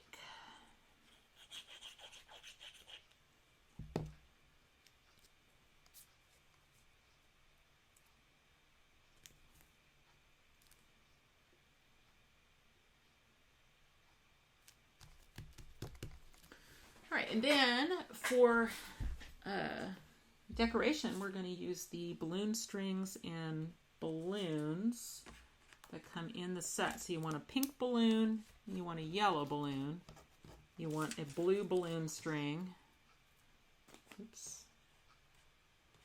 Okay, so generally what I do with these, if I'm making a set of 2 balloons, is I put adhesive on the end of the balloon strings. Okay, and then let's see, I decided I want the pink on the outside. I don't know why, but I did. Wouldn't matter. I'm going to put the pink one on the right balloon string. The yellow one's going to go on the other balloon string, and it's going to overlap the pink, so I'll add some glue to the pink as well. Okay, so there's my 2 balloons. Then I'll just go ahead and add the balloon string, the bow at the bottom. So, okay, so here's my cute little balloon embellishment. And that's going to go, oh, you know what? I brushed ink around the edge of that yellow one. Well, let's just do it after. I forgot about that. I guess, I don't know. Yeah, maybe I did pink. I don't know if I did pink on the pink balloon or not, but we'll just do it. Why not? Okay, so the only place I missed is that because I'd already glued them together. Okay, so then we'll just glue those on.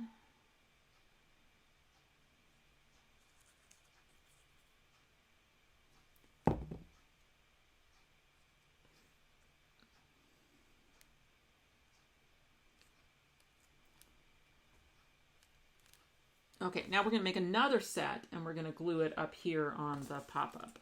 Okay, so we're looking for another pink balloon, another balloon string. What goes on the front? 4? I feel like I didn't cut enough balloons, did I? 1, 2... Oh, no, I did. Did I cut enough balloon strings? Maybe that's what I did wrong.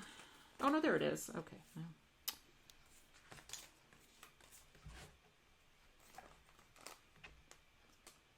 I do count these things as I'm doing my handouts, but it's just there's so many pieces, so sometimes I do miss stuff. So I try and catch it when as you saw on the prep work video, I try and catch when I've missed something and go put it back in the... I have this, I keep notes when I'm first designing a card for a class. I keep notes as to how I cut the paper and all that kind of stuff. Definitely helps when I go do the handouts and I have those notes. Like, I don't know what I would do if I tried to reconstruct these cards and I didn't remember how I, made them in the first place or the measurements and all that kind of stuff. But often when it comes down to the die cutting and the decorating, at that point I'm like in the groove, right? So I don't take the time to stop and write myself a note about exactly how many balloons I cut or this and that. I'm just like decorating. So then I have to sit there when I'm doing the handouts and I have to count. I have to look and count every piece that I can find on there. And do the handout. And then I count again. I count everything I see. So I sit there and I look at this card and I go, okay, how many die cut pieces? 1, 2, 3, 4. And this is literally what I do. 5, 6, 7, 8, 9, 10, 11, 12, 13, 14, 15. You know what I mean? I just like sit there and count them. And then I look at my handout and I count all the die cut pieces that are on the handout and I see if they match. And it's so exciting when they match. And the worst is when they're one off. Because then I have to go back and try and figure out what is the specific piece that I missed. So anyway, it's not the most exact science, but it works. Been doing it long enough now that I have my method, but it's always an like there are audible cheers when I count the pieces on my handout that I've, told you how to die cut, and I count them up and then they match like whatever I just counted on the card. So it's like, hurrah! And then I always still doubt myself. I'm like, oh, did I tell you to cut that? All right, so we're going to make another balloon string set. So a bow at the bottom of the balloon strings and adhesive on the 2 balloon strings. This time I'm going to put the pink one to the left string. Oops.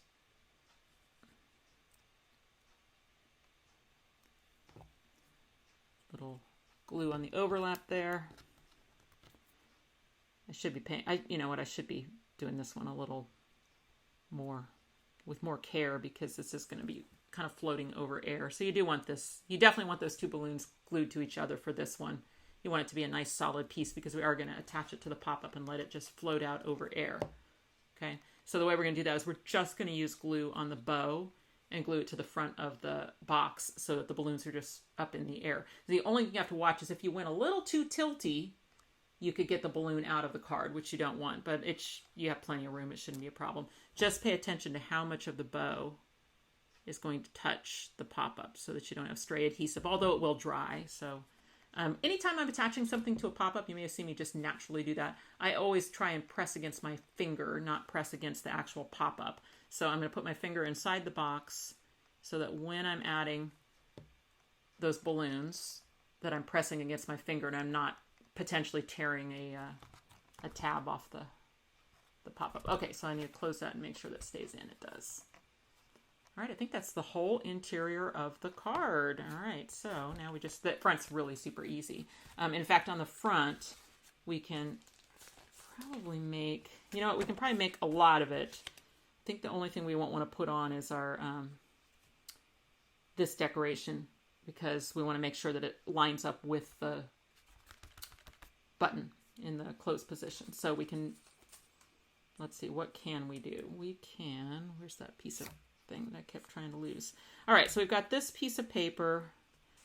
This one's going to go equal amount of pink on each side, and then the white's going to tuck under so that that bottom edge, I mean, y'all, every single frame, I cut just 3 of the corners. Okay, all right, Karen, my goodness. Yeah, so deciding where that white strip goes is you can put that frame in place, and you want equal pink, pink, pink, and then you want it to kind of hit over the top of the white. Okay, so there, I just gave myself a cheat pencil. I mean, again, these decorations are optional. The only thing that's important is that you get your push here right over the top of the button in the closed position. Other than that, you can make creative choices. Okay, this has to go with the peach. Well, goodness, I've made quite a puzzle, haven't I? Okay, well, let's do this. Let's do this. I know what we can do. Ooh, I got a good idea. Okay, put adhesive along the top and the bottom edge of that peach. And let's attach it to behind the pink frame. Okay, so I only have adhesive at the top and the bottom. And that way I can slide this in, okay, when I figure out where the button is. Okay, so now we can put this, is that true? We sure can. Okay, so now we can put this, you know what, I'm just gonna ignore those tapes. I'm not gonna bother.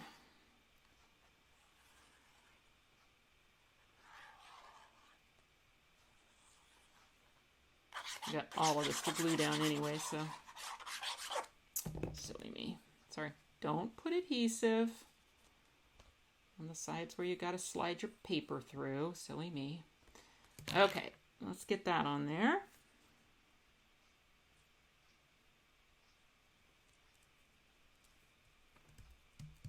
Okay, can I still slide this in? I sure can. Okay, great. All right, awesome. So now what we can do is we can put this on the front of the card and then let the card tell us where to slide the paper in to go over the top of the button.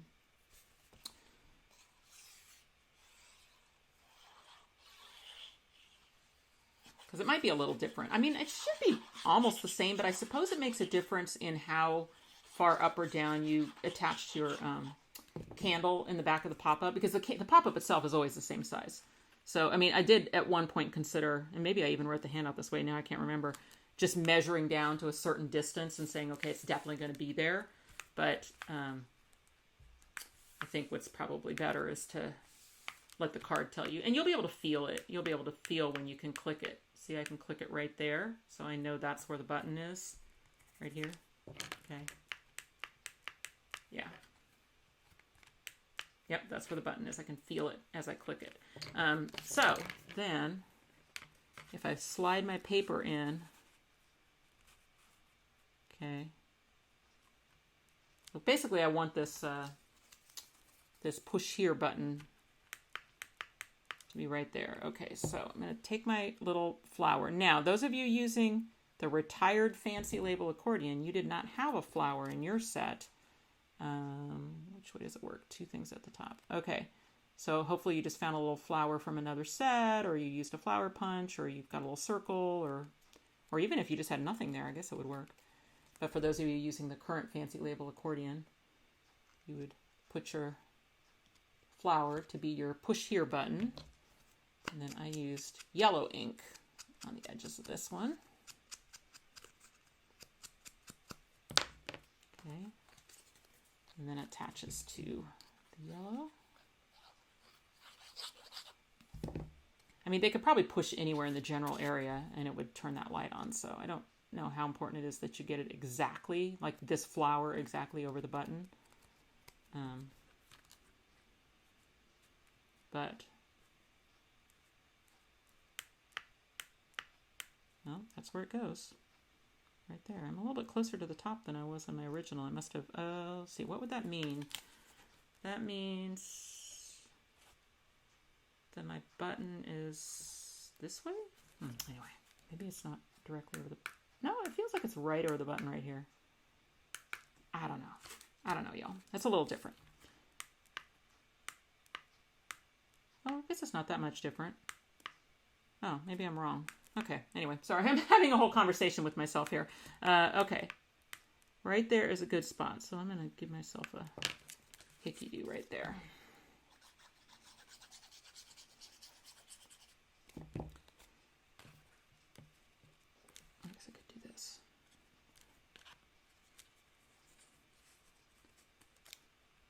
Okay, so get that paper in. That's just decorative, so it doesn't really matter. However, yep, okay. Then we'll get this in.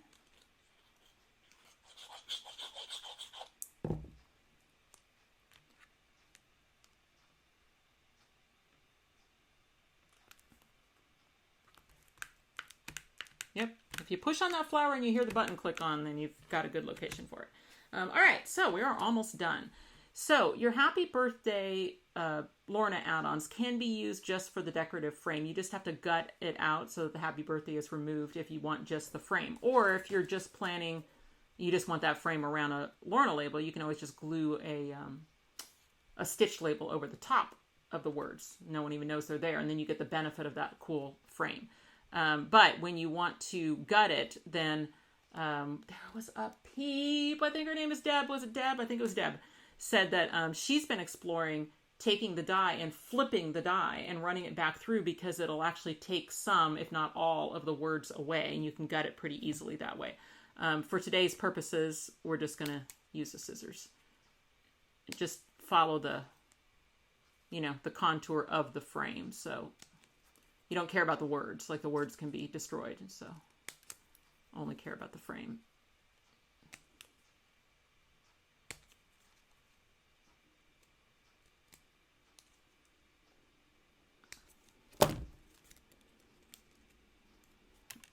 Okay, so there's that cute little frame. We can glue that around our push here to make a wish.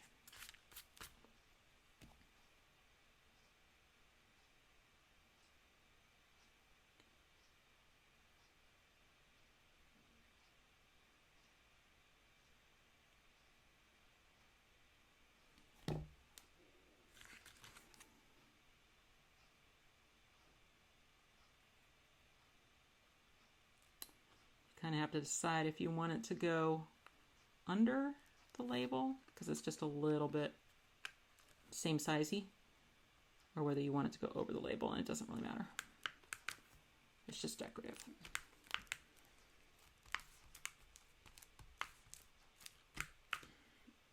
Okay. Oh, the thing just went off. Oh, must have just timed out. Oops. Okay, then the last thing is just to make another set of balloons. Now this time we're going to make a double. Okay, so what you can do on that is you can take your 2 balloon strings and overlap them at the bottom where the bow goes, so that you have 4 balloon strings. Like this. Like this. All right, and then I should have 1 bow left, which I probably should pay attention to my pieces. I'll be losing them all the time. Lost a bow, which probably means it's attached to something. There it is. Okay. Bow at the bottom. Okay. And then you can kind of decide how you want to overlap your balloons. And then I did use pop dots underneath those. So, okay, it looks to me like I put yellows on first on balloon string 1 and 3. So yellow on 1. Oops. Somebody in class last month asked me, like, how do you not have glue on your fingers all the time? I said, oh, I have glue on my fingers all the time. I am constantly rubbing glue off of my fingers. So yeah, no, my fingers get very gluey. Okay, so then adhesive on this, that's going to overlap that. That's going to overlap both.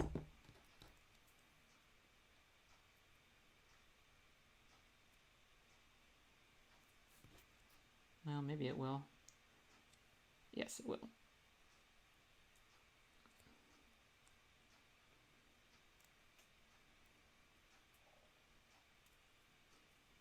Okay.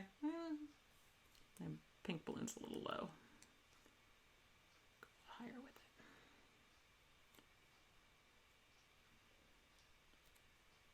Yeah, there we go. I like it. I like it. Okay, so I'm going to put some pop. You know what? I like those skinnier pop dots, I think. I don't want to add too much bulk. You can eliminate the pop dots if you don't want to add more additional bulk to your card. But I'm going to use these skinnier ones. And then just some glue behind the bow strings down here. Okay, and then you can just kind of choose a spot for that.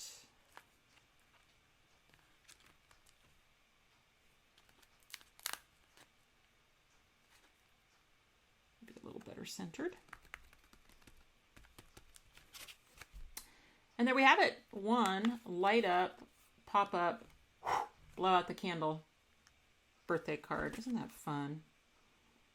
Okay. So yeah, again, because of how, you know, it probably will get triggered in the envelope if you just mail it. You want to mail this one in a little box or something to keep it from, you know, so that the battery doesn't drain, even though it will go out on its own after a little bit of a while. And then if you go to make this card again, like I said, go back to that section at the very beginning where I was showing how you can break the circuit with a nice long piece, you know, and trigger the light and then throw a piece of something in there and keep pushing until the light goes out. And then you know that you broke the circuit, okay? And then build your pop-up and then add a little note out here. Maybe you could even put like a cute little circle or something out on the end that says pull me first or something like that. And if you label it on both sides, then if they see it before they've even opened the card, they can pull it out, or they can pull it out after they open it. But yeah, you want it barely in there, because what you don't want them to do is like rip the pop-up trying to pull this thing out. You know, you want it to pull out pretty easily, you know. You know what you maybe could even do is you could even maybe take some wax paper or something and rub it on the end of that to try and make it even slicker so that it'll, or you know what, just give this one person or give it in a box. I guess I don't know. I was just trying to find a way, you know, that you could put a circuit breaker in it and still send it through the mail, you know, where they could pull it. But yeah, that's actually a little, so it takes a fair bit of pressure to pull that out of there. So yeah, that might be a drawback to mailing this one in a single envelope without a box. All right. Okay, congratulations, everyone. I know that was a long video this month, but you got through it. You got both of your cards done. That is great. So let me tell you what's coming up next in the education program. Here I told you that I teach every month, and I'm about to break it because we're not going to have a class in October. So you're going to take October off. That is because we have a new release of Dies and Stamps that's coming out in the middle to third week of October. And that was just a little too tight to be able to get those dies and everything out to the stores and to you in time for you to do prep work, etc. So instead, just to not make it stressful, we're just going to double up November. So you will have, in the middle of November, I think the Saturday the 16th, the day that we chose, there's actually going to be two. So there's going to be a Zoom that starts at 11 o'clock Central, like normal. The people that do all the classes, your Zoom would be first. And then later that afternoon, we'll premiere the virtual class, okay, which will be different dies, different projects, all that kind of stuff. That way, if anybody does feel like they want to craft all day, they could do the Zoom, have some lunch, catch their breath, come back in, do the virtual class. But the virtual class, you could do anytime. So we'll just premiere it on that same day. So November's going to have two classes. And then December will be a Zoom. And we will be using brand new dies for those three classes, okay? How do you find out about them? We'll check our events page, KarenBurniston.com, events. There's not going to be any information about it just yet because those dies haven't been released yet. So, but we'll get, you know, you may find that the stores have some kind of little teasers and stuff, but we can't show you what those dies are yet until the release.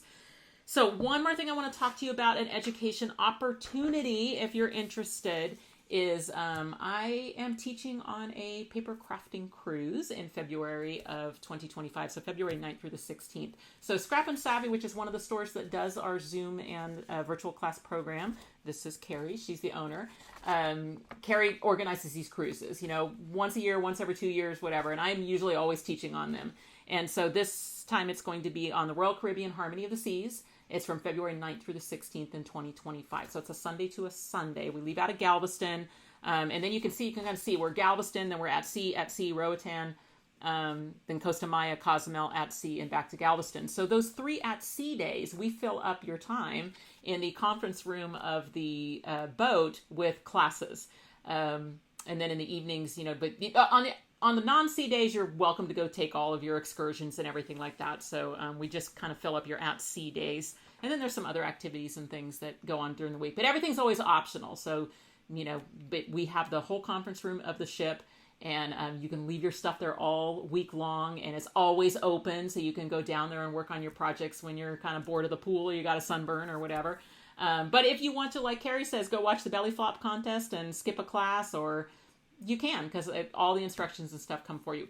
Our third teacher, so it's going to be me and Carrie, and then it's going to be Lisa with Whippersnapper Design. So Lisa is actually one of our other stores that does this program as well, and she's coming on board to be our third teacher. So it is an amazing boat. We did this cruise last year, and we just had so much fun. So if you think you're interested in it, they're always themed. This time it's a very merry unbirthday to you. So it's going to have a birthday and a little bit of an Alice in Wonderland kind of theme to it, and Carrie does the decorations up large. Let me tell you, y'all, I'll throw some pictures up on the screen. It's really, really fun to go on these cruises. So if that's something that you're interested in, I'm going to send you over to Scrapp'n'Savvy.com.